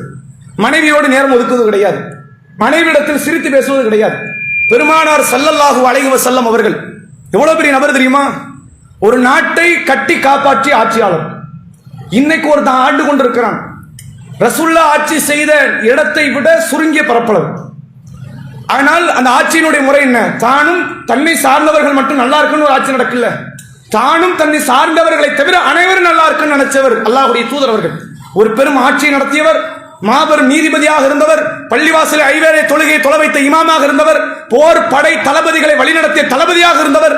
இந்த நேரத்தில் கூட மனைவியோடு பேசுவதற்கு நேரம் ஒதுக்காமல் இருந்தது கிடையாது ரசூலுல்லாஹ். இஷாவுக்கு பிறகு ரசூலுல்லாஹ் மனைவியோடு பேசுவாங்க, தஹஜ்ஜத்துக்கு பிறகு பேசுவாங்க, ஃபஜருக்கு முன்பாக பேசுவார்கள் என்று ஹதீஸ்கள் இருக்கிறது. மனைவியோடு பேசுவது, மனைவிக்கான பணிவிடைகளை செய்வது, மனைவியை கருசரணையோடு கருணையோடு பார்ப்பது, அவர்களுக்கான பணிவிடைகளை அதிகமாக செய்வது இருக்கிறது. வணக்க வழிபாடுகளில் உள்ளது நாங்கள் ரசூலுல்லாஹ். அதனால தான் பெருமானார் ஸல்லல்லாஹு அலைஹி வஸல்லம் அவர்கள் சொன்னார்கள், மக்களே, எந்த நன்மையும் நீங்கள் அற்பம் என்று நினைத்து விடாதீர்கள். உங்கள் மனைவியினுடைய வாயில் ஒரு கவள உணவை ஊட்டி விடுவதை கூட, சாப்பாடு ஊட்டி விடுறீங்களா, அது கூட நன்மை தான். பெருமானார் ஸல்லல்லாஹு அலைஹி வஸல்லம் அவர்கள் சொன்னார்கள், கைருக்கும் லி அஹ்லி, யார் தன் குடும்ப பெண்களிடத்தில் நல்ல முறையில் நடக்கிறாரோ அவர்தான் உங்களுக்கு சிறந்தவர். பெண்கள் நரகத்தில் அதிகம். ஏன்? கணவனுக்கு கட்டுப்படல. ஆண்களும் அல்லாஹ்விடத்தில் மிக கடுமையான விசாரணைக்கு ஆட்படுத்தப்படுவார்கள். பெண்கள் என்பவர்கள் அல்லாஹுவால் வழங்கப்பட்ட அமானிதமான ஒரு பொருள். அல்லாஹ்வுடைய பாலிசி என்ன தெரியுமாங்க? எதை அமானிதமா அல்லாஹ் கொடுக்கறானோ அதை அப்படியே திருப்பி கொடுத்துறோம். கொடுக்கலன்னா அல்லாஹ்க்கு கடுமையான கோபம் வந்துடும். இப்ப அல்லாஹ் எனக்கு உடம்பு கொடுத்துருக்கான், உங்க எல்லாருக்கும் அல்லாஹ் உடம்பு கொடுத்துருக்கான். இந்த உடம்பை எப்படி நம்ம பயன்படுத்தணும்? ஆரோக்கியமான முறையில் பயன்படுத்திக்கிட்டே போகணும். ஆரோக்கியமான முறையில் பயன்படுத்தி இந்த முதுமையில கண்ணு போகும், காது போகும், அது பிரச்சனை கிடையாது. நீ சிகரெட்டு பிடிச்சி உன்னுடைய உடலை நீ கெடுத்தால், உன்னுடைய சாராயத்தால் உன் உடலை கெடுத்தால், ஆரோக்கியமற்ற வாழ்க்கையால் உன் உடலை கெடுத்தால், மறுமையில் நீ கடுமையான குற்றவாளியாக அல்லாஹ் கிட்ட நிற்பேன். என்ன குற்றம்? நான் கொடுத்த உடம்பை நீ ஏன் கெடுத்தேன்னு அல்லாஹ் கேட்பேன். நான் தானே கொடுத்த கண்ணுங்க, நான் தானே கொடுத்த காதுங்க, உன் உடல் உறுப்பை நீ சேதப்படுத்திட்டு வருவேன், நான் கொடுத்த அமானிதத்தை நீ நாசமாக்க சும்மா விடணுமா? உடல் உறுப்பு விஷயத்திலே அல்லாஹ் இப்படி கேட்பான் என்றால், பெருமானார் சொன்னாங்க, ஒரு நபித்தோழர் இரவு முழுவதும் தொழுகிறார், பகல் முழுவதும் நோன்பு வைக்கிறார். ரசூலுல்லாஹ் என்ன சொன்னாங்க தெரியுமா? கண்ணுக்கு செய்ய வேண்டிய கடமை இருக்குன்னாங்க, உன் உடலுக்கு செய்ய வேண்டிய கடமை இருக்குன்னாங்க. சொல்லிட்டு ரசூலுல்லாஹ் சேர்த்து சொன்னார்கள், உன் மனைவிக்கு செய்ய வேண்டிய கடமையும் இருக்கிறது. தொழுகை எப்படி கடமையோ, நோன்பு எப்படி கடமையோ, ஹஜ் எப்படி கடமையோ, மனைவியோடு சிரித்து பேசுவது, அன்பாக இருப்பது கடமை. நாங்கள் அது ஒரு ஃபர்லு. அந்த ஃபர்லை தவறவிட்ட ஆண்கள் அல்லாஹ்விடத்தில் கடும் குற்றவாளி என்றார்கள். மறுமை சிந்தனை இருந்திருந்தால், அல்லாஹ்வை பற்றிய போதிய பயம் இருந்திருந்தால், மனைவிமார்களுக்கு உண்டான அந்த காரியத்தை, கடமையை, உரிமையை செய்திருப்பார்களா இல்லையா? இதை விட்டுட்டு இங்க ஃபஜர் தொழுகைக்கு சஃப்ல நிக்கிறாங்க. மார்க்கத்தில் தடுக்க சரியான காரியம் தான். நீங்கள் எப்படி செஞ்சுட்டு வந்திருக்கணும் தெரியுமா? நபி அவர்கள் தன் மனைவியோடு நேரம் ஒதுக்கிவிட்டு ஃபஜருடைய தொழுகையில் நின்றார்கள். இங்க அதிகமான நோன்புகள், அதிகமான தொழுகைகள், வணக்க வழிபாட்டில் ஆர்வம். அந்த ஆர்வத்தோடு சேர்த்து மனித உரிமை விஷயத்தில் நீங்கள் தலையிட்டிருக்க வேண்டுமா இல்லையா? இதெல்லாம் மனித உரிமையில வருமானு நினைக்கிறாங்க. இந்த ப்ளூ கிராஸ் தெரியுமா? இந்த கோழி அடிச்சு கொண்டுட்டா, நாய் அடிச்சு கொண்டுட்டா, காக்காவை அடிச்சு கொண்டுட்டா ஒரு குரூப் வரும். மனைவிமார்களுக்குன்னு ஒரு குரூப் கிடையாது உலகத்தில். உண்மை தானே? கொடுமை நடத்தப்படும். ஆனா இதுக்கெல்லாம் உலகத்தில் சில கூட்டம் உருவாகும். அவன் எப்படி வித்தியாசமா பதில் கொடுப்பான். நீயும் உன் இஷ்டப்படி நட, அவன் எப்படி அவன் இஷ்டப்படி நடக்கிறான், நீ உன் இஷ்டப்படி நட. இது சரியான ரூல் கிடையாது, தீர்வு. ஆனா இது நல்ல தீர்வு கிடையாது. இஸ்லாம் சொல்லி தரக்கூடிய தீர்வு என்ன தெரியுமா? உன் மனைவியிடத்தில் கண்ணியமாக ஒழுக்கமாக நடக்காவிட்டால், கனிவோடு பண்பாக நீ நடக்காவிட்டால், அல்லாஹ்விடத்தில் நீயும் குற்றவாளி. பெருமானார் இத்தனை பல பணிகளோடு, என்ன நிறைய பேருக்கு போதிக்கப்படுறது என்ன தெரியுமா? மனைவி கிட்ட கூட சிரிச்சு பேசக்கூடாது, அப்படி உம்முன்னு இருக்கணும். ஏன்னா மறுமை பத்தி அவர் நினைச்சுக்கிட்டு இருக்கிறாராம். கபர் வாழ்க்கை, மறுமை, சொர்க்கம், நரகம். ரசூலுல்லாவுக்கு இல்லாத இறைச்சம் உங்களுக்கு வந்துருச்சா? நீங்கள் அதை காட்டியிருக்கணுமா இல்லையா அந்த இடத்துல? சரி, இது ஒரு பக்கம். அடுத்து பாருங்க, இந்த அண்டை விட்டார்னு நிறைய பேர் உண்டா? ரசூல்லா வந்து என்ன, அந்த முஹல்லாவில் வாழக்கூடிய அந்த வாழ்க்கைக்கு நிறைய இடத்துல ஆர்வம் ஊட்டி இருக்கிறாங்க. தனித்து வாழ்வது இஸ்லாத்துல நல்ல காரியம் கிடையாது. நான் தனியா போய் ஒரு இடத்துல வீடு எடுத்து தங்க போற நல்ல காரியம் கிடையாது. முஹல்லாங்கிற ஒரு ரூலை உருவாக்குனது இஸ்லாம் தான். முஹல்லான என்ன? நமக்குன்னு ஒரு சொசைட்டி, நமக்கு அக்கம் பக்கத்தில் ஆட்கள் இருக்கணும், சொந்த பந்தங்கள் இருக்கணும், இவங்களோடு சேர்ந்து வாழ்வதற்கு பேர் தான் முஹல்லா. அந்த முஹல்லா வாழ்க்கை எதற்கு தெரியுமா? அண்டை வீட்டாருக்கான உதவிகளை, பாசங்களை, பிணைப்புகளை நீங்கள் செய்ய வேண்டியது உங்கள் மீது கடமை. பெருமானார் ஸல்லல்லாஹு அலைஹி வஸல்லம் அவர்கள்ட்ட ஒரு சஹாபி பெண்மணி வந்து கேட்கிறாங்க, பெண்களே குறித்து வைத்துக் கொள்ளுங்கள், ஆண்களும் குறித்து வைத்துக் கொள்ளுங்கள், நரகம் எப்படிலாம் போவோம்னு பாருங்க. ரசூல்லா கிட்ட வந்து ஒரு பெண்மணி கேட்கிறாங்க, அல்லாஹ்வுடைய தூதரே, ஒரு பெண் அதிகம் தொழுகிறாள், அதிகம் நோன்பு வைக்கிறாள், அதிகம் தர்மம் செய்கிறாள். அதிகம் தொழுவதுன்னு என்ன அர்த்தம்? ஃபர்ல மட்டும் தொழுதா யாரும் அதிகம் தொழுகிறான்னு சொல்லுவாங்களா? 5 வேளை ஒருத்தர் தொழுவாரு, நிறைய தொழுவாரு. என்ன நிறைய தொழுவாரு? கரெக்டாக தான் தொழுகிறாரு. நிறைய தொழுகிறாருன்னு அர்த்தம் ஃபர்லுக்கு மேல தொழுவார். சுன்னத்து, நஃபீலு, லுஹா, தஹஜ்ஜத், அது மாதிரி வித்ர், இதெல்லாம் தொழுதா அதிகம் தொழுவது. அதிக நோன்புன்னு என்ன? ரமலானை தவிர கூடுதலான நாட்களையும் தொழுவது, நோன்பு வைப்பது. அதிக தர்மம்னு என்ன? ஜக்காத்தை தாண்டி கூடுதலாக செய்வது. இப்படி ஒரு பெண் செய்து கொண்டிருந்தால், அண்டை வீட்டுக்கார பெண்ணுக்கு நோவினை தந்தால், ரசூல்லாட்ட வந்து கேட்கிறாங்க, இந்த பெண் எங்கே இருப்பாள்? ரசூல்லா சொன்னாங்க, அவள் நரகவாசின்ட்டாங்க. மனுஷனை கவனிக்காம படைத்தவனுக்கு நன்றி செலுத்தினால் இது நன்றியாக அல்லாஹ் பார்க்கவே மாட்டான், நரகவாசி. அதே நேரத்தில் ஒரு பெண் இருக்கிறாள், அவள் குறைவாக தொழுவாள். பர்லிலேயே பிரச்சனை அர்த்தம். ஒரு நாள் ஃபஜர் அவுட் ஆகும், ஒரு நாள் லுஹர் அவுட் ஆகும், ஒரு நாள் 4 அவுட் ஆகும், ஒரு நாள் 5 அவுட் ஆகும். கொஞ்சம் தொழுவது மார்க். அதனால இது ஆர்வமுற்றும் சொல்லக்கூடாது, தவறான ஒரு காரியம். இது கூட நம்ம நரகத்தை தள்ளிடும். கரெக்டா 5 வேளை நம்ம தெளிவா இருக்கணும். ஆனால் அந்த பெண் குறைவாக தொழுகிறாள், குறைவாக நோன்பு வைக்கிறாள், குறைவாக தர்மம் செய்கிறாள். அண்டை வீட்டுக்கார பெண்ணோடு கண்ணியமாக நடக்கிறாள், நேசமா. நம்ம என்ன செஞ்சாலும் அவங்க கொடுப்போம். அவங்க ஏதாவது கொடுக்குறாங்களா, கருணையோடு வாங்கிக் கொள்வோம், நல்ல எண்ணத்தோடு வாங்கிக் கொள்வோம். அவங்களுக்கு ஒரு பிரச்சனை, நம்ம போய் நிற்போம், அவங்களுடைய நல்லதுல நம்ம போய் கலந்து கொள்வோம். எல்லா விஷயத்திலும் அண்டை வீட்டுக்கார பெண்ணோடு, அண்டை வீட்டுக்கார நபர்களோடு நல்ல முறையில் பழகக்கூடிய ஒரு சாலிகான பெண், சாலிகான ஆண். ரசூல்லா கிட்ட கேட்கிறாங்க, இவள் அப்படி நடக்கிறாள், ஆனா தொழுகையில நோம்புல பிரச்சனை, இவ எங்க இருப்பா? ரசூல்லா சொன்னாங்க, இவள் சொர்க்கவாசின்னாங்க. அவ சொர்க்கம் கூட்டு போற அமல்ல முக்கியமான அமல் இது. வழிபாடுகள் முக்கியம், அதோடு சேர்த்து மனிதாபிமான காரியம் முக்கியம். இதுல எத்தனை பேர் கவனம் செலுத்தி இருக்கும்? இதுல யாராவது அதிகமான ஆர்வம் செலுத்திய மக்கள் உண்டா? நீங்க யோசிச்சு பாருங்க. நம்ம மக்கள் முழுக்க முழுக்க நம்முடைய செயல்பாடுகள், செயல் திட்டங்கள் எப்படி இருக்குன்னா, ஆணாக இருந்தாலும் சரி, பெண்ணாக இருந்தாலும் சரி, தொழுது விட்டால் போதும்னு நினைக்கிறாங்க. தொழுகை ஒரு பார்ட் ஆஃப் லைஃப், ஒரு வாழ்வினுடைய ஒரு பகுதி தான். தொழுகையை கொண்டு சொர்க்கம் நுழைய முடியும் என்றால் நீங்கள் குர்ஆன் ஹதீஸை நிறைய பார்க்கலாம். தொழாமல் சொர்க்கம் போனவங்களும் உண்டு. நாம இது எதுவுமே தொழுகையை மட்டப்படுத்த பேசல. தொழுது தொழாமல் நரகமான ஆட்களும் உண்டு, குர்ஆன்ல நீங்க பார்க்கலாம், ஹதீஸ்ல பார்க்கலாம். ஆனால் மனிதாபிமான காரியத்தில் ஏன் நாம் குறைவோடு இருக்கிறோம்? சிந்தித்து பாருங்க. நம்ம ஆரம்ப கட்ட காலத்தில் இந்த பள்ளிவாசலை உருவாக்கி உள்ள வந்த நேரத்தில் அதிகமாக நம்மகிட்ட பேணுதல் இருந்தது, நற்குணம் இருந்தது. யாரை பற்றியும் புறம்பேச மாட்டோம், யாருக்கு எதிராகவும் வீண் விதண்டாவாதங்களை சொல்ல மாட்டோம், தவறான கருத்துக்கள், தவறான பேச்சுக்கள் இருக்காது. கண்ணியமான முறையில் நடந்து கொண்டிருந்த நாம் இன்னைக்கு அந்த கண்ணியத்தை இழக்கிறோம்னா என்ன அர்த்தம் தெரியுமா? வெறும் பேரளவில் நம்மகிட்ட கொள்கை இருக்கிறத தவிர அமல்படுத்தக்கூடிய அளவில் அந்த கொள்கை இல்லை. கொள்கை என்ன? அல்லாஹ் ஒருவன் மட்டும் சொல்லிட்ட கொள்கை இருக்கும். நீ யோசிச்சு பாருங்க, ரசூல்லா அப்படி மட்டும் சொல்லியிருக்கணுமா இல்லையா? ரசூல்லாவுடைய 40 வயது வரை அந்த மக்கள் சொன்ன வார்த்தை அமீன், சித்திக். இவர் உண்மையாளர், நேர்மையாளர் என்றார்கள். அந்த பட்டத்தோடு நபி அவர்கள் இஸ்லாத்திற்குள் வந்தார்கள். அந்த பட்டம் இன்னும் அதிகரித்ததை தவிர குறையவில்லை. எதிரிகளால் குறைக்கப்பட்டது. மற்ற மக்களால், மற்ற தரப்பு மக்களால் இன்னும் ரசூல்லாவை அதிகமாக உண்மையாளர் என்று சொன்னார்கள், சித்திக் என்று சொன்னார்கள். ரசூல்லாவுடைய நற்குணம் அந்த மக்களை எல்லாம் உள்ள கவர்ந்து இழுத்தது. திருக்குர்ஆனில் அல்லாஹ் சொல்கிறான், நபியினுடைய எத்தனையோ பல நற்குணத்தை புகழலாம்ல, நபியினுடைய எத்தனையோ வழிபாட்டை புகழ்ந்திருக்கலாம்ல. ஆனா அல்லாஹ் எதை புகழ்கிறான் தெரியுமா? ஃபபிமா ரஹ்மத்தின் மினல்லாஹி லின்தலகும் வலவ் ஃபல்லன் கலீலல் கல்ப் லன்ஃபது மின் ஹவுலிக. நபியே, அல்லாஹ்வுடைய கருணையால் தான் நீங்கள் மக்களிடத்தில் நளினமாக நடக்கிறீர்கள். ஒருவேளை நீங்கள் கடின உள்ளம் கொண்டவராக, முரட்டுத்தன்மை உடையவராக நீங்கள் இருந்திருந்தால் இந்த தோழர்கள் என்றைக்கோ உங்களை விட்டு ஓடி இருப்பாங்க. உங்களையே சுத்தி சுத்தி வராங்க. என்ன அர்த்தம்? உங்களிடத்தில் வருவதற்கு என்ன காரணம்? உங்ககிட்ட பவர் இருக்குதா? அந்த பவரை வச்சு இது பண்ணிடலாம்? ஒண்ணு கிடையாது. நீங்கள் நல்லவர், நற்குணவாதி, உங்க கூட இருந்தாதான் நிம்மதின்னு வரோம். எப்ப பார்த்தாலும் அப்படி வாழ்ந்தார்கள். அந்த பண்பு நம்மகிட்ட வந்திருக்கணுமா வேண்டாமா? நம்மளை பார்த்து ஒதுங்கி போறவங்க தான் சமூகத்தில் அதிகம். பக்கத்தில் வந்து நேசத்தோடு சலாம் சொல்பவர்கள் குறைவு. என்ன காரணம்? நம்மால் அவர்களை அதிகமான முறையில் பாதிப்பை ஏற்படுத்தி இருக்கிறோம்.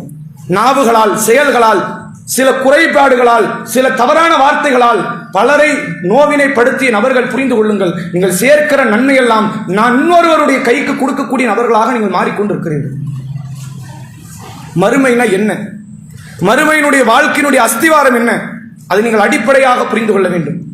அல்லாஹ்வுடைய தூதர் அவர்கள் திருமறை குர்ஆனில் எத்தனையோ பல வசனங்களை அந்த மரணம் சார்ந்த செய்திகளை எல்லாம் நமக்கு நினைவுபடுத்துறாங்க. அதுல சூரா அன்ஆம்ல வரக்கூடிய ஒரு வசனத்தை பாருங்க. அல்லாஹ் சொல்கிறான், இன்னல்லதீன லலமு அன்ஃபுஸஹும், யார் தங்களுக்கு தாங்களே அநீதி இழைத்துக் கொண்டிருந்தார்களோ அவர்களிடத்தில் உயிரை கைப்பற்றக்கூடிய வானவர்கள் வருவார்களாம். யார் வருவா? ரூஹை கைப்பற்றக்கூடிய வானவர்கள் அநியாயம் செய்த மக்கள்கிட்ட வருவாங்க. இது என்ன அநியாயம்? தனக்குத்தானே அநியாயம். இன்னொருத்தனுக்கு அநியாயத்துக்கு பேசல. தனக்குத்தானே அநியாயம் என்ன? வழிபாடுகளில் குறை வைப்பது, மார்க்க கடமைகளை செய்ய மறுப்பது. நாம மது வருந்துறோம், இன்னொருத்தனுக்கு பாதிப்பா? நமக்கு பாதிப்பு. நாம விபச்சாரம் பண்றோம், இன்னொருத்தனுக்கு பாதிப்பா? நமக்கு பாதிப்பு. நாம பொய் சொல்லுகிறோம், இன்னொருவனுக்கு பாதிப்பா? நமக்கு பாதிப்பு. நீங்கள் என்னவெல்லாம் நற்குணத்தை இழக்கிறீர்களோ அதெல்லாம் உங்களுக்கு பாதிப்பு. என்னவெல்லாம் தீமைகளை செய்கிறீர்களோ அதெல்லாம் உங்களுக்கு பாதிப்பு. இப்படி செய்யக்கூடிய நபர்கள்ட்ட வானவர்கள் வருவாங்க ரூஹ கைப்பற்ற. வந்த உடனே ரூஹ பறிச்சுட்டு போற வேலையெல்லாம் கிடையாது. யாரா இருந்தாலும் சரி, நல்லவர்களாக இருந்தாலும் சரி, கெட்டவர்களாக இருந்தாலும் சரி, அங்க ஒரு சின்ன விசாரணை நடக்கும். அந்த விசாரணைக்கு அவர் பதில் சொல்லுவார். அந்த நேரத்தில் வானவர்கள் இந்த அடியார்கள்ட்ட வந்து கேட்பாங்களாம், ஃபீம குன்தும், நீங்கள் பூமியில் எப்படி வாழ்ந்தீர்கள் அப்படின்னு கேட்பாங்க. அந்த மக்கள் சொல்லுவார்களாம், யாரு? நம்மள மாதிரி ஆள் தான், நீங்க வேற வித்தியாசமான ஆளவக்கூடாது, நம்ம தான். மது அருந்துபவர்கள், விபச்சாரம் செய்பவர்கள், வட்டி வாங்குபவர்கள், வணக்க வழிபாட்டில் குறை வைப்பவர்கள், அடுத்தவர்களுக்கு துரோகம் விளைவிப்பவர்கள், என்னென்ன மார்க்க கடமைகள் எல்லாம் இருக்கிறதோ அதையெல்லாம் விடுபவர்கள். ஷிர்க்குதாரி கிடையாது, நம்ம ஷிர்க்கு வைக்கல, நான் அவங்கள பத்தி பேசல. குஃபுர் கிடையாது, நாம குஃபுர் வைக்கல, நாம அவங்கள பத்தி பேசல. யாரை பத்தி பேசுறோம்? நானும் முஸ்லிம் என்று சொல்லி இஸ்லாத்தை சரியாக கடைபிடிக்காத மக்களிடத்தில் அந்த வானவர்கள் வருவார்கள். மரண நேரம் அந்த வானவர்கள் வந்து சொல்லுவாங்க, ஃபீம குன்தும், நீங்கள் எப்படி பூமியில் வாழ்ந்தீர்கள் என்று கேட்பார்கள். அந்த மக்கள் சொல்லுவார்களாம், குன்னா முஸ்தல்ஆஃபீன ஃபில் அர்த், நாங்கள் பூமியில் பலகீனமான மக்களாக இருந்தோம். இன்னைக்கு கேளுங்களேன் மக்கள்கிட்ட, என்ன பை வட்டி வாங்குறீங்களா பை? கஷ்டம் பை, என்ன செய்ய, என்ன கஷ்டம்? வீட்டில் டிவி வாங்கியே ஆகணும்ட்டாங்க பை. நம்மள்கிட்ட எவ்வளோ பெரிய கஷ்டம். சோமாலியா தேசமே வந்து நஷ்டப்பட்டதுக்கு இதான காரணம். டிவி இல்லாம தானே அந்த மக்கள்லாம் வந்து பஞ்சத்தில் இருக்கிறாங்க. பைக் வாங்க, கடை வைக்க, வியாபாரம் பண்ண, வீடு கட்ட, கல்யாணம் முடிக்க, எல்லாத்துக்கும் வட்டி, லோன். மது அருந்தவரெல்லாம் கொஞ்சம் வித்தியாசமான காரணமா சொல்லுவாங்க. என்ன போய் மது அருந்துவீங்க? ரொம்ப மன கஷ்டம். மற்றவங்களும் ரொம்ப ஜாலியா இருக்கிறோம், அப்படிதானே? நாங்கள்லாம் இருக்கிற ஜாலி சொர்க்கத்தில் இருக்கிறோம், அப்படியா? உலகத்தில் யாருக்குமே கஷ்டம் வரலையா? எல்லா ஒவ்வொரு தவறுகள் செய்பவர்களும் ஒரு காரணத்தை வச்சுக்குவாங்க. என்ன பை, வழிபாடுகள் உங்களோட ஆளே காணும், ரொம்ப பிஸி பை, நாங்களாம் வெட்டித்தனமா இருக்கிறோம், அப்படிதானே? இதான காரணம். என்ன பை, நீங்க குர்ஆனை ஓதுவதே கிடையாது, அமல்களில் ஈடுபடுவதே கிடையாது, எங்க போய் நேரம் இருக்கு? நேரமே கிடையாது. உங்களுக்கு மட்டும் அல்ல 2 மணி நேரம் ஒரு நாளைக்கு கொடுத்துருக்கான், எங்களுக்கு மட்டும் என்ன 2000 மணி நேரம் கொடுத்துருக்கான். எல்லாருமே தங்களுக்கு தாங்கள் ஒரு அநியாயம் செய்து கொண்டு, அதுக்கு என்ன காரணம்? நாங்கள் பலகீனமான மக்கள். அதுக்கு அந்த மாணவர்கள் பதில் சொல்லுவாங்கன்னா, அலம் தக்குன் அர்துல்லாஹி வாசிஆ, அல்லாஹ்வுடைய பூமி விசாலமா இல்லையா? நீங்கள் அங்க ஹிஜ்ரத் செய்திருக்க கூடாதா? இந்த ஊர்ல பிரச்சனைனா வேற ஊர் போயாவது நீ இஸ்லாத்தை கடைபிடிச்சிருக்கணும் வேண்டாமா? இந்த ஊர்ல இஸ்லாத்தை கடைபிடிச்ச பிரச்சனை, வீட்டுல மனைவி பிரச்சனை, தாய் தந்தை பிரச்சனை, குடும்பத்தார் பிரச்சனை, ஏகப்பட்ட பிரச்சனை. அதனால என்னால் இஸ்லாத்தை கடைபிடிக்க முடியல. பிரச்சனையால் இஸ்லாத்தை கடைபிடிக்க முடியல. நான் பிரச்சனையை விடணுமா, இஸ்லாத்தை விடணுமா? பிரச்சனை தானே விட்டுருக்கணும். இங்க பிரச்சனை, ஊரை விட்டு ஓடி போயாவது நாம் இஸ்லாத்தை கடைபிடித்திருக்க வேண்டும் என்று இருக்கணுமா இல்லையா? இதை சொல்லி வானவர்கள் அந்த நபர்களை துன்புறுத்தி அவர்களை உயிரை அல்லாஹ் குர்ஆனிலே சொல்கிறான், அவர்கள் நரகவாசிகள். அல்லாஹ் நம்ம எப்படி மிதப்பு தெரியுமில்ல? லா இலாஹ இல்லல்லாஹ் சொன்னா சொர்க்கம்ங்கறாங்க. சொர்க்கம் தான், நம்ம அதை மறுக்கவே கிடையாது. ரசூலுல்லாஹ் சொன்ன வார்த்தை பொய்யாகுமா? சொர்க்கத்துக்கு முன்னாடி வேற ஒரு இடத்துக்கு போயிட்டு வருவீங்க. அந்த இடம் 1 நாளாக இருக்கலாம், 1 வருஷமாக இருக்கலாம், 1000 வருஷமாக இருக்கலாம், 1 கோடி வருஷமாக இருக்கலாம். அல்லாஹ் உங்களுக்கு எழுதி கொடுத்தானா? ரசூலுல்லாஹ் காலத்தில் இருந்த காஃபிர்கள்லாம் சொல்லிக்கிட்டு இருந்தாங்க, நாங்கள்லாம் நரகம் போறது உண்மைதான் முகமது. எந்த காஃபிர்? யூதர்கள் சொல்றாங்க, நாங்களாம் நரகம் போவோம், அது எங்களுக்கு தெரியுமே. ஆனா கொஞ்ச நாள் தான். எங்களை எல்லாத்துக்கும் அப்படி நரகத்தில் போடுவோம். வட்டி வாங்கினது, இந்த அனாதை சொத்தை எடுத்து தின்னது, எங்களை நரகத்தில் போடுவோம், அப்புறம் தூக்கி சொர்க்கத்துக்கு அனுப்பிடுவான். அல்லாஹ் திருக்குர்ஆன்ல வசனத்தை இறக்குறான், குறைந்த காலம் தான் நரகத்தில் இருப்போம் என்று சொல்றீங்களே, அல்லாஹ் கிட்ட அக்ரிமெண்ட் போட்டீங்களோ? உங்க வாப்பா விட்டு இடமா? நான் நினைச்ச நேரத்தில் வருவேன், நினைச்ச நேரத்தில் போவேன். யாரு விட்டு இடம்? நான் குறைந்த நேரம் தான் நரகத்தில் இருப்பேன், நீ எப்படிடா சொல்லலாம்? அல்லாஹ் சொல்லுகிறான், யாருடைய நன்மை தீமைகளை காட்டிலும் குறைந்து விட்டதோ, தீமைகள் அவர்களை சூழ்ந்து விட்டதோ, ஃபஉலாயிக அஸ்ஹாபுன் நார் ஹும் ஃபீஹா காலிதுன், அவர்கள் நரகவாசிகள், நரகத்தில் என்றென்றும் இருப்பார்கள். நிரந்தர நரகவாசி. நீ ஷிர்க் வச்சவன தான் நிரந்தர நரகவாசி நீ நினைக்கிற, கொலை செய்தவன் தான் நிரந்தர நரகவாசி நீ நினைக்கிற, குஃபார் காஃபிர் தான் நிரந்தர நரகவாசி நினைக்கிற. அப்படி மட்டும் கிடையாது. லிஸ்ட் கொஞ்சம் பெருசு. நன்மைகளையே செய்யாதவர்கள், அதிக பாவம் செய்தவன் நரகவாசி, நிரந்தரமாக தங்குவான். ஆனா என்ன தெரியுமா, ஷிர்க்குக்கு இதுக்கு என்ன தெரியுமா டிஃபரண்ட்?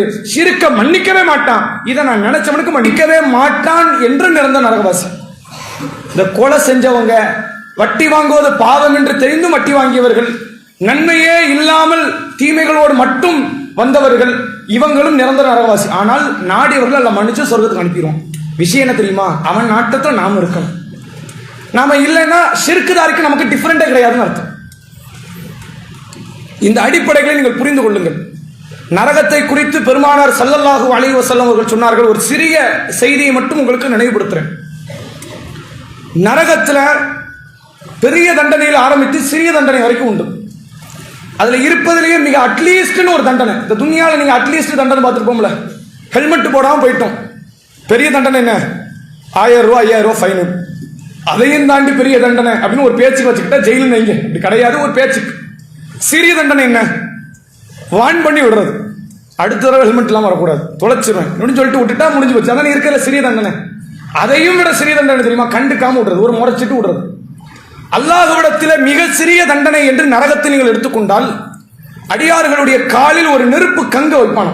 சில ஹதீஸ்ல நெருப்பு செருப்புன்னு செருப்பு இருக்குல்ல, அதை நெருப்புல ரெடி பண்ணி எல்லாம் கொடுப்பான். அதை போட்டுக்கணும்.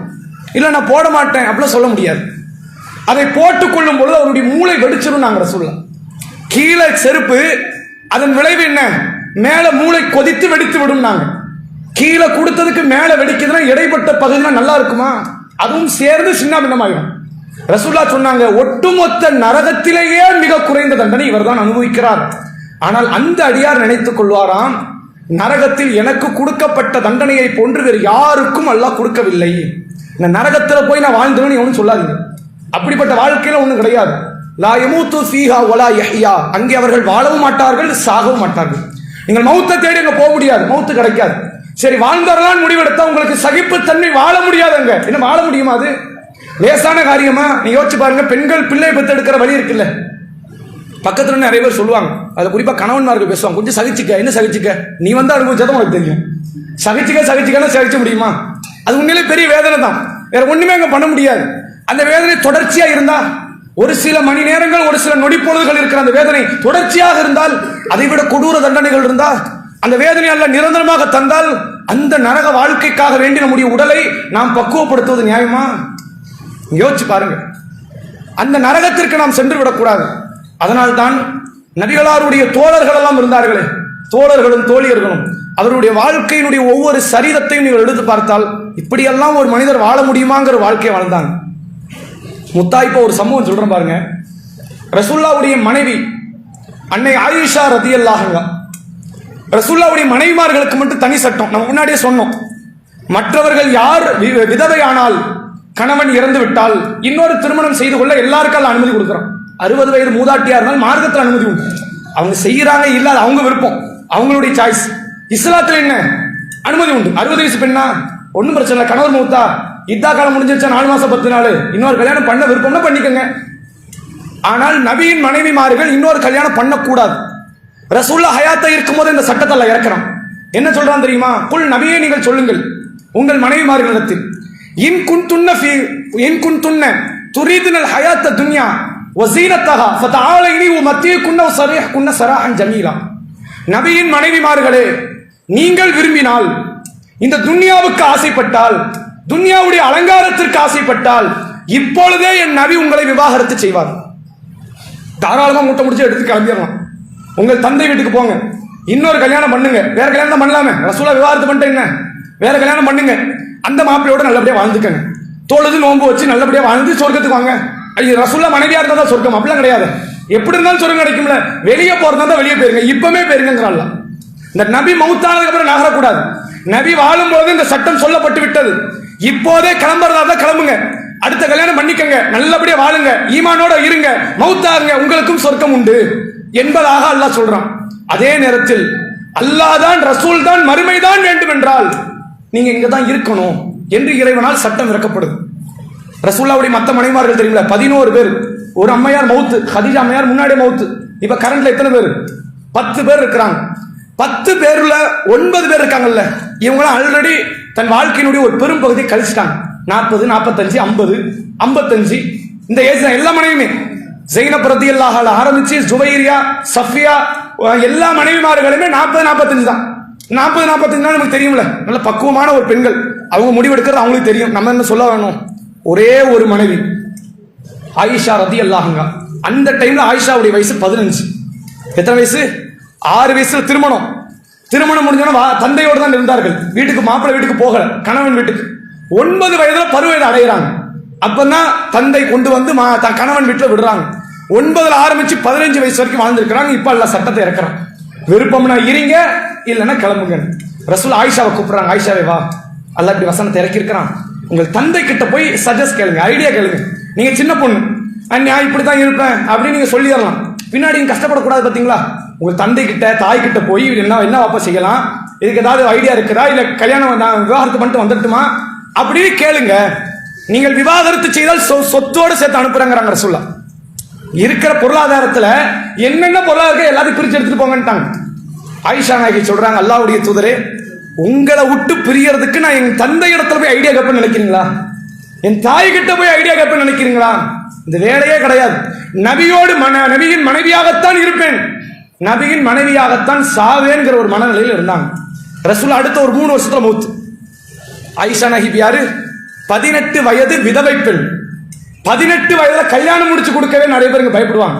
சின்ன பொண்ணா இருக்குது, மார்க்கத்துல அனுமதி தான், இருந்தாலும் போய் சாப்பாடு செய்யணும், பல பணிவிடைகள் இருக்குது, அதெல்லாம் தெரியுமா, கொஞ்சம் வெயிட் பண்ணுவோமே நமக்கு தோணும். ஆயிஷா நாயகி 18 வயதுல விதவை, அடுத்த திருமணம் செய்யவே கூடாது என்ற நிலையில் உள்ள தடுக்கப்பட்ட பெண் ஆயிட்டாங்க. இது மட்டும் இல்ல, அடுத்த பிரச்சனை தெரியுமா? ஆயிஷா நாயகிக்கு புள்ள கிடையாது.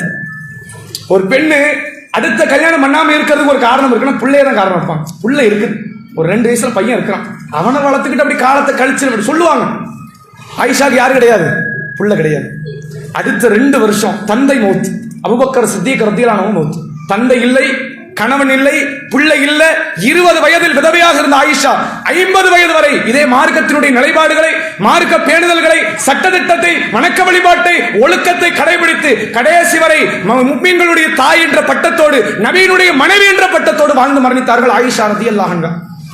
ஒரு 20 வயது பெண்ணுக்கு இந்த திடகாத்திரம் இருக்கிறது என்றால், தைரியம் இருக்கிறது என்றால், அல்லாஹ் உங்களுக்கு அப்படி ஒரு சட்டத்தை ஆக்கணும்னா, வேறு திருமணம் கிடையாது, உனக்கு எதுவுமே கிடையாது, ஆனால் நீ இஸ்லாத்தின்படி வாழணும்னு சொன்னானா, எவ்வளவு அழகான வாழ்க்கையை, கணவனை, பிள்ளைகளை, குடும்பத்தாரை, வீட்டை, இவ்வளவு சூழ்நிலைகளை கொடுத்திருக்கிறானே, மார்க்கத்தை கடைபிடிக்க உங்களுக்கு என்ன பிரச்சனை?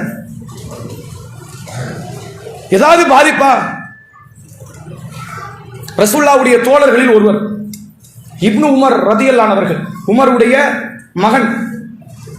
உமருடைய அந்த மகன் இருக்கிறாரே, இவர் தஹஜ்ஜத் தொழுகையில் ஆரம்பித்து உபரியான நோன்பு, உபரியான வணக்க வழிபாட்டு எல்லாத்திலும் ஆர்வம் மிக்க ஒருவர்.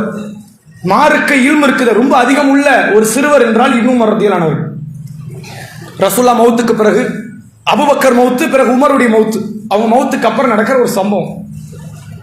இப்னு உமர் தன் தோழர்களோடு ஒரு கழுதையில அமர்ந்து கொண்டு போய்கிட்டு இருக்கிறாங்க, பாலைவன பகுதி. போய்கிட்டு இருக்கும்போது எதிரில் ஒரு கிராமவாசி வராரு.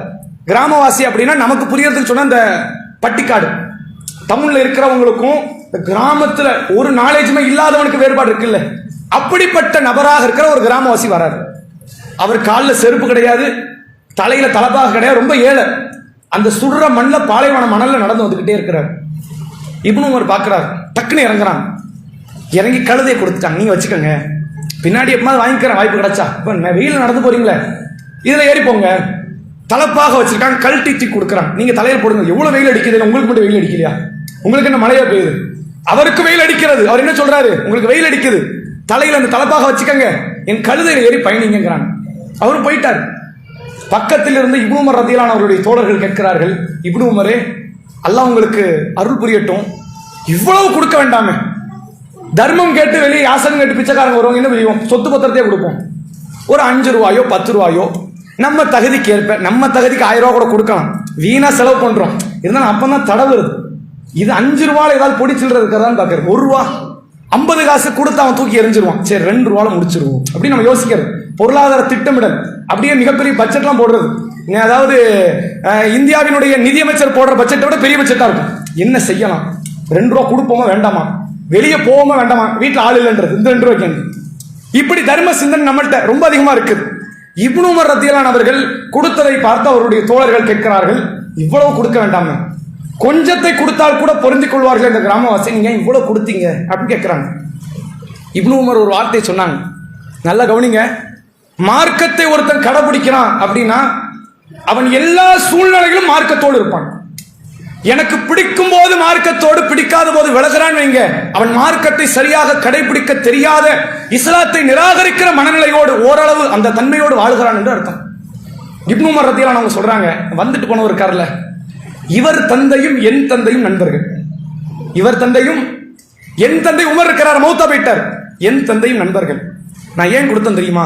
ரசூல் ஸல்லல்லாஹு அலைஹி வஸல்லம் அவர்கள் சொன்னார்கள், யார் தன் தந்தையுடைய நெருங்கிய உறவுகளோடு, நட்புறவோடு, நேசத்தோடு பழகுகிறார்களோ அவர் தன் தந்தைக்கு செய்த உபகரணங்களிலேயே பெரிய உபகரணத்தை செய்து விட்டார். நான் எங்க வாப்பாவுக்கு ஒரு நன்மை செய்ய நான் ஆசைப்பட்டேன், நபியின் சொல்லை காப்பாற்ற நான் ஆசைப்பட்டேன், மொத்தத்தை கொடுத்துட்டேன். ஏன் ரசூல் அந்த வார்த்தை சொன்னாங்க தெரியுமா? நீங்க யோசிக்கலாம், உங்கள் தந்தையுடைய நண்பர்களை ஏன் கவனிக்கணும் தெரியுமா? உங்களுக்கு ஒரு பிரச்சனை என்று வரும்போது கடனுக்கு அங்கதான் நின்றுப்பார். நண்பர்கள் தானே, நண்பர்கள் தானே கொடுக்கல் வாங்கல் நடந்திருக்கும். அது உங்க அப்பா, உங்கள் தந்தை உங்கள்கிட்ட சொல்லியிருக்க மாட்டார், உங்கள் தாயார் உங்கள்கிட்ட சொல்லியிருக்க மாட்டாங்க. உங்கள் தந்தை உங்கள் தாயுடைய மிக நெருங்கிய, மிக நேசத்திற்குரிய அந்த நட்புறவுகள், உறவுக்காரர்கள் இருக்கிறார்களே, உங்கள் தாய் தந்தை இறந்து விட்டாலும் அவர்களை நீங்க மறந்துடாதீங்க. அவர்களோடு நல்லபடியாக பண்போடு நீங்கள் அவர்களோடு பழகுங்கள் என்பதை அல்லாஹ்வுடைய தூதர் அவர்கள் காட்டிவிட்டு, இதுவும் உன் தாய்க்கு செய்ய வேண்டிய கடமைகள் உண்டுதான், இதுவும் உன் தந்தைக்கு செய்ய வேண்டிய கடமைகள் உண்டுதான் என்று காட்டி தந்தார்கள். நீங்க கவனிங்க, இப்னு உமர் ரலியல்லாஹு அவங்களுடைய பண்பு பாருங்க. ஏற்கனவே வாப்பா தந்தை இருக்கிறாரு உமர் ரலியல்லாஹு அவங்க எல்லாத்தையும் மக்களுக்கே கொடுத்துட்டு போயிட்டார். என்னெல்லாம் கொடுத்தார் உமர்? உமர் தன் பையனுக்கு கொடுத்தது என்ன? எதையாவது கொடுத்தாரா? மரணிக்கிற நேரங்க மக்களை எல்லாம் கூப்பிட்டு விடுறாரு. சொர்க்கவாசியாக பார்க்கப்பட்ட 4 முக்கிய தோழர்கள் அழைச்சு சொல்றாங்க, அடுத்த கலீஃபா யாரும் நான் சொல்ல மாட்டேன், நீங்களே தேர்வு செஞ்சுக்கங்க. ரசூல்லா சொல்லல, நம்ம அபூபக்கரை தேர்வு பண்ணோம். ஆனா அபூபக்கர் என்ன தேர்வு பண்ணார்? நான் யாரையும் சொல்றதா இல்லை, நீங்க 4 பேர் சேர்ந்து முடிவு பண்ணி யாரை கலீஃபாவாக்கினாலும் ஆக்குங்க, நான் கொஞ்ச நேரத்தை மௌத்தாயிருவேன்னு நினைக்கிறேன், யாரையாவது கலீஃபாக்குங்க, ஆனால் என் மகன் ஒரு காலத்திலும் கலீஃபாவுடைய பொறுப்பு கூட வரக்கூடாது. கலீஃபா மூத்தாயிட்டா இருப்பா, அவர் பையனை ஆக்கிரும் அந்த பேச்சே இருக்கக்கூடாது, என் பையனை அரசு பதவியில் ஏற்றக்கூடாதுன்னாரு. பையனுக்கு எதையுமே கொடுக்காமல் மரணித்த தந்தைக்காக எல்லாவற்றையும் கொடுக்க வந்தார். பாத்தீங்களா, நபியின் வார்த்தை தான் இதற்கு காரணம். நினைச்சிருக்கலாமா இல்லையா? என்னத்தை தந்தாரு எங்க வாப்பா மௌத்தாகும் போது? கொடுத்துட்டு போகாதன்னு சொல்லிட்டு போயிருக்கிறாரு. சோ எதையும் கொடுக்காதீங்க, எதையும் கொடுக்காதுன்னு இருக்காரு. அவர் சொர்க்கம் போனா என்ன எனக்கு என்ன அப்படின்னு இருந்திருக்கணுமா இல்லையா? அட குறைஞ்சபட்சம் எங்க வாப்பா சொர்க்கத்துக்கு போயிட்டார், அவர் ஷஹீத், ரசூலுல்லாஹ் சொர்க்கம்னு சொல்லிட்டாங்க, அவருக்கு என்ன இருக்குது, அப்படி இருந்திருக்கணுமா இல்லையா? குறைஞ்சபட்சம் ஒரு நன்மை என் தந்தைக்கு கிடைப்பதை கூட நான் தடுத்த இடத்துல இருந்துடக்கூடாதுங்கிறதுக்காக தனது கழுதையை, தனது தலைப்பாகையை தூக்கி ஒப்படைக்கிறார் என்றால், எல்லா சூழ்நிலையிலும் மறுமையை மட்டுமே நினைத்து பார்த்தவர்கள் நபித்தோழர்கள், எல்லா நேரத்திலும் லாபத்தை மட்டுமே நினைத்து பார்த்தவர்கள் தான் முஸ்லிம் மக்கள். ஒரு கவிஞர் ஒருத்தர் எழுதுறார், இஸ்லாமிய கவிஞர், அரபுல எழுதுற ஒரு வார்த்தை பாருங்க, நாளைக்கு மறுமை என்றால், நல்ல வார்த்தை நோட் பண்ணுங்க. இன்னைக்கு புதன்கிழமையா, வெள்ளிக்கிழமை மறுமை வரும். ஒரு பேச்சுக்கு நான் சொல்றேன், நாளை மறுமை என்றால் நம்ம மனசு என்ன தோணும்? இன்னைக்கு தொழுவ வருவாங்க பொழுக்க, நோன்பு வைக்க வருவாங்க பொழுக்க. அந்த கவிஞர் எழுதுறாரு, நாளைய தினம் மறுமை என்றால் இன்றைக்கு திருக்குர்ஆனுடைய பிரதியின் விலைகள் அதிகரித்திருந்தது. இன்னைக்கு சம்பாதிச்சாதான் முடியும், நாளைக்கு மறுமையில எல்லாரும் என்ன செய்வாங்க? குர்ஆன் எடுக்க வருவாங்க இல்ல, 300 ரூபா குர்ஆன் 3000 வாங்கி தானே ஆகணும். இன்னைக்கு கூட அவன் லாபம் சம்பாதிப்பதான் நினைப்பானே தவிர அதை கொண்டு நன்மை சம்பாதிக்க அவன் ஆசைப்பட மாட்டான். அப்படிப்பட்டவர்களாக மாறிவிட்டார்கள் துன்யாவாதிகள். இன்னைக்கு மைண்ட் செட் எல்லாம் முழுக்க பொருளாதாரம். இந்த பொருளாதாரத்துக்காக உறவு முடிக்கிறோம், அண்டை விட்டான் அவனுக்கு எப்படியாவது கெடுத்தரணும், சீர்கெடுத்தரணும், அந்த மனநிலை. எல்லாருக்கும் துரோகம் பண்ணிடணும். ஆனா நாம மட்டும் எப்படி மனநிலை? களிமா சொன்னா சொர்க்கம் கொடுப்பான்ல, நல்லா எதிர்பாருங்க, கண்டிப்பா தருவான். சொர்க்கத்தை கண்டிப்பா காட்டாம விடவே மாட்டான். நீங்க யோசிச்சு பாருங்க, இதுவெல்லாம் சாதாரண காரியங்களா? இறுதியாக ஒரு செய்தியை சொல்லி எனது இந்த உரையை நிறைவு செய்கிறேன். பெருமானார் ஸல்லல்லாஹு அலைஹி வஸல்லம் அவர்கள் காலத்துல ஒரு ஜனாசாவை கொண்டு போறாங்க. ரசூலுல்லாஹ் பார்க்கறாங்க, அந்த மக்கள்லாம் வந்து என்னன்னா அவரை பற்றி புகழ்கிறார்கள். இவர் நல்லவர், ரொம்ப தங்கமான மனிதர், நிறைய உதவிகள் செய்வார், வாக்குறுதி பேணுவார், மீறமாட்டாரு, இப்படி நிறைய பேசுறாங்க. ரசூலுல்லாஹ் சொன்னாங்க, சதக்கத் சதக்த சதக்த சதக்த, உண்மையாகிவிட்டது உண்மையாகிவிட்டது உண்மையாகிவிட்டது நாங்கள் சொல்ல. அடுத்த ஒரு ஜனாசா போகுது. ரசூல்லா அந்த மக்கள் சொல்றாங்க, ரொம்ப மோசமான மனிதர், கெட்டவர், மௌத்தாயிட்டாரு அப்படிங்கிறாங்க. ரசூல்லா சொன்னாங்க சதக்கத் சதக்கத் சதக்கத். இன்னொரு செய்தி வஜபத் என்று வார்த்தை வருது. வஜபத் வஜபத் வஜபத், உறுதியாகிவிட்டது உறுதியாகிவிட்டது உறுதியாகிவிட்டது. சஹாபாக்கள் உமர் ரலியல்லாஹு அன்ஹு கேட்கிறாங்க, அல்லாஹ்வுடைய தூதரே என்ன உறுதியாயிடுச்சு? ஒருவரை நீங்கள் புகழ்ந்தீர்கள் அல்லவா, அவருக்கு சொர்க்கம் உறுதியாயிடுச்சு. ஒருவரை இகழ்ந்தீர்கள் அல்லவா, அவருக்கு நரகம் உறுதியாயிடுச்சு. ஏன்? நீங்கள் தான் அல்லாஹ்வுடைய சாட்சியாளர்கள். நாம எப்படி மக்களோடு பழகுறோமோ, இவன் தான்ப்பா நமக்காக வந்து சொர்க்கமா நரகமான அல்லாஹ் கிட்ட பேச போறான். இவன் கிட்ட நீ கெட்டவனாக வாழ்ந்து நீ என்ன சாதிக்க போற? என் அண்டை வீட்டுக்காரன், என் உறவுக்காரன், என் தாய் தந்தை, என் குடும்பத்தார், என் மனைவி, என் கணவன், என் பிள்ளைகள், நான் பார்க்காத இவன் தான் அல்லாஹ் கிட்ட வந்து பேச போறான். இவனை நான் விட்டுட்டு நான் யாருக்காக போராடுறேன், யாருக்காக வாழ்றேன்? தெரிஞ்சுக்கணுமா இல்லையா? இவர்கள் தான் அல்லாஹ்வுடைய சாட்சியாளர்கள். உங்களிடத்தில் எப்படி நடக்கிறானோ அதை வச்சுதான் மறுமையில் தீர்ப்பு எழுதப்படும். அதே போன்று அல்லாஹ்வுடைய தூதர் அவர்கள் காலத்தில் ஒரு ஜனாசா போகுது. ரசூலா கேட்கிறாங்க, இவர் ஓய்வு கொடுத்தவரா ஓய்வு பெற்றவரான்? நான் ஓய்வு கொடுத்தவரா, அதாவது ரெஸ்ட் கொடுத்தவரா ரெஸ்ட் அடைஞ்சவரான்னு கேட்கிறாங்க. சஹாபாக்கள் கேட்கிறாங்க, ஓய்வு கொடுத்தவர்னா என்ன அர்த்தம், ஓய்வை அடைந்தவர்னா என்ன அர்த்தம்? இவர் கெட்டவராக இருந்தால் இவரால் மக்கள் ஓய்வு பெற்றுட்டாங்க, ஓய்வு கொடுத்துட்டார், ஒரு நரகம் போயிட்டார். இவர் நல்லவராக இருந்தாருன்னா ஏகப்பட்ட துன்பத்தை கண்டிப்பா அனுபவிச்சிருப்பார். நல்லவனுக்கு இந்த துணியால் வாழ இடம் உண்டா? இவர் எல்லா துன்பத்தை விட்டும் ஓய்வு பெற்று விட்டார். நாம் ஓய்வு பெறுற இடத்தில் இருக்கணுமா, ஓய்வு கொடுக்கிற இடத்தில் இருக்க வேண்டுமா என்பதை புரிந்து கொள்ளுங்கள். ரசூல்லா சொன்னாங்க, நாம் இறந்த பிறகு ஒருவனுடைய ஜனாசாவில் 40 பேர், குறைந்தபட்சம், அதிகபட்சம் 100 பேர் அந்த ஜனாசா தொழுகையிலே வந்து கலந்து கொண்டு இணை வைக்காத அந்த நபர்கள் அவருக்காக வேண்டி துவா செய்தால் அல்லாஹ் அந்த பரிந்துரை ஏற்றுக்கொள்கிறான், அவருக்கு பாவ மன்னிப்பு வழங்குறான். நாம இறந்தா மனம் விட்டு அழுது எனக்காக துவா செய்யற 40 பேர் இந்த துணியால சேர்த்து வைக்கலன்னா நம்ம வாழ்ந்தது பெஸ்ட். உண்மை தானங்க? இல்ல, என்ன புகழ்றதுக்கு நிறைய பேர் இருக்கிறான், புகழ்றான்னாலே புரிஞ்சுக்கங்க அவங்களுக்கு குழி தோன்றான்னு அர்த்தம். இவன்லாம் துவா இஹ்லாஸோட செய்ய மாட்டான், தொலைஞ்சான்னு நினைப்பான். எனக்கு உதவி செய்தான், எல்லா நேரத்திலும் துணையாக நின்றான், பக்கபலமாக நின்றான், அப்படிப்பட்ட ஒரு நல்ல மனிதன், நல்ல பெண் மௌத்தாகி விட்டாளே என்று ஜனாசா தொழுகையில் வரணும் கூட்டம். பெருமைக்காக அல்ல, என் மறுமை வாழ்க்கைக்காக. அப்படி ஒரு கூட்டத்தை நாம் சேர்க்க வேண்டும் என்றால் மறுமைக்கு பயந்தவர்களாக, அந்த உயிர் பிரியக்கூடிய அந்த சூழ்நிலைகளுக்கு உணர்ந்தவர்களாக எல்லா தருணங்களிலும் அல்லாஹ்வுக்கு பயந்து நம்முடைய வாழ்வை அமைத்துக் கொள்வோம். அந்த சஹாபாக்கள் அவர்களுடைய ஒவ்வொரு மனநிலையும் ஒவ்வொரு நொடி பொழுதும் ஆகிரத்து மட்டும்தான் அவர்களுடைய வாழ்க்கையின் இலக்காக இருந்தது. துன்யாவை அவங்க பொருட்டாக பார்க்கல. ஆயிஷா நாய்க்கு அப்ப கூட என்ன தோணியிருக்கலாம், நான் மறுபடியும் சொன்ன செய்தியை நினைவுபடுத்துறேன். கணவன் இறப்புக்கு பிறகு அடுத்த கணவன் கூடாது என்றால் ஆயிஷா நாயுடைய முதல் கட்ட எண்ணமாக என்ன வந்திருக்கணும் தெரியுமா? நியாயப்படி, நம்ம பண்புபடி சாப்பாடுக்கு என்ன செய்ய, மற்ற விஷயத்தை பார்த்துக்கலாம், அது வேற, அல்லாஹ் நமக்கு உதவி செய்வான். சாப்பாடுக்கு என்ன செய்ய குறைஞ்சபட்சம் என்ன வந்திருக்கணுமா இல்லையா? வாப்பா நாளைக்கு மூத்தாயிட்டாருன்னா நமக்கு பிள்ளையும் கிடையாது, உணவுக்கு என்ன செய்ய என்ற யோசனை வந்திருக்கணுமா இல்லையா? கவலையே வரல. துன்யாவை பற்றி கவலையே படாதீங்க. அல்லாஹ் சொல்கிறான், வல் ஆகிரத்து கைருல் லக்க மினல் ஊலா, உலகத்தை விட மறுமையே நபி உங்களுக்கு சிறந்ததுங்கிறான். எல்லாருக்கும் அதான் சிறந்தது. அந்த அடிப்படையில் மறுமைக்காக வாழ்வோம். உலகத்தினுடைய கஷ்டத்தை எல்லாம் கொஞ்ச நேரம் தலையில் தூக்கி வைப்போம், ரொம்ப நேரம் வைக்காதீங்க. அதையே தூக்கி வச்சுக்கிட்டு ஒன்றும் நடக்க போறது இல்லை. அவன் நானே நடக்க போகுது. நீங்களாம் திட்டமிடவா செஞ்சீங்க கொரோனான்னு ஒன்று வரப்போகுதுன்னு? அல்லாஹ் கொடுத்தாமல, வாழ வச்சானா இல்லையா? நாமெல்லாம் திட்டமிடவா செய்தோம் இப்படி ஒரு மழை வரும்னு, அல்லாஹ் கொடுத்தான். நாமெல்லாம் திட்டமிடவா செய்தோம் இப்படி எல்லாம் சூழ்நிலைகள் வரும் என்று, அல்லாஹ் கொடுப்பான். எல்லா ஒரு கஷ்டத்தையும் கொடுத்தவனே கஷ்டத்திற்கான தீர்வையும் சேர்த்து கொடுப்பான். துன்யாவுடைய கஷ்டத்தை தூக்கி தலையில சுமந்துக்கிட்டு வாழாதீங்க, அது பெரும் பாதிப்பு. அதை இறக்கி வச்சுட்டு ஆகிரத்துடைய கஷ்டத்தை தலையில் தூக்குங்க. அதுதான் உங்கள் அமலை அதிகப்படுத்தும், நேர்மை அதிகப்படுத்தும், இறை அச்சத்தை அதிகப்படுத்தும், ஈமானிய உணர்வை அதிகப்படுத்தும். மறுமை சிந்தனையோடு வாழ்ந்து மரணிப்போம். வாஹிரு தஅவானா அல்ஹம்துலில்லாஹி ரப்பில் ஆலமீன். அஸ்ஸலாமு அலைக்கும் வ ரஹ்மத்துல்லாஹி வ பரகாத்துஹு.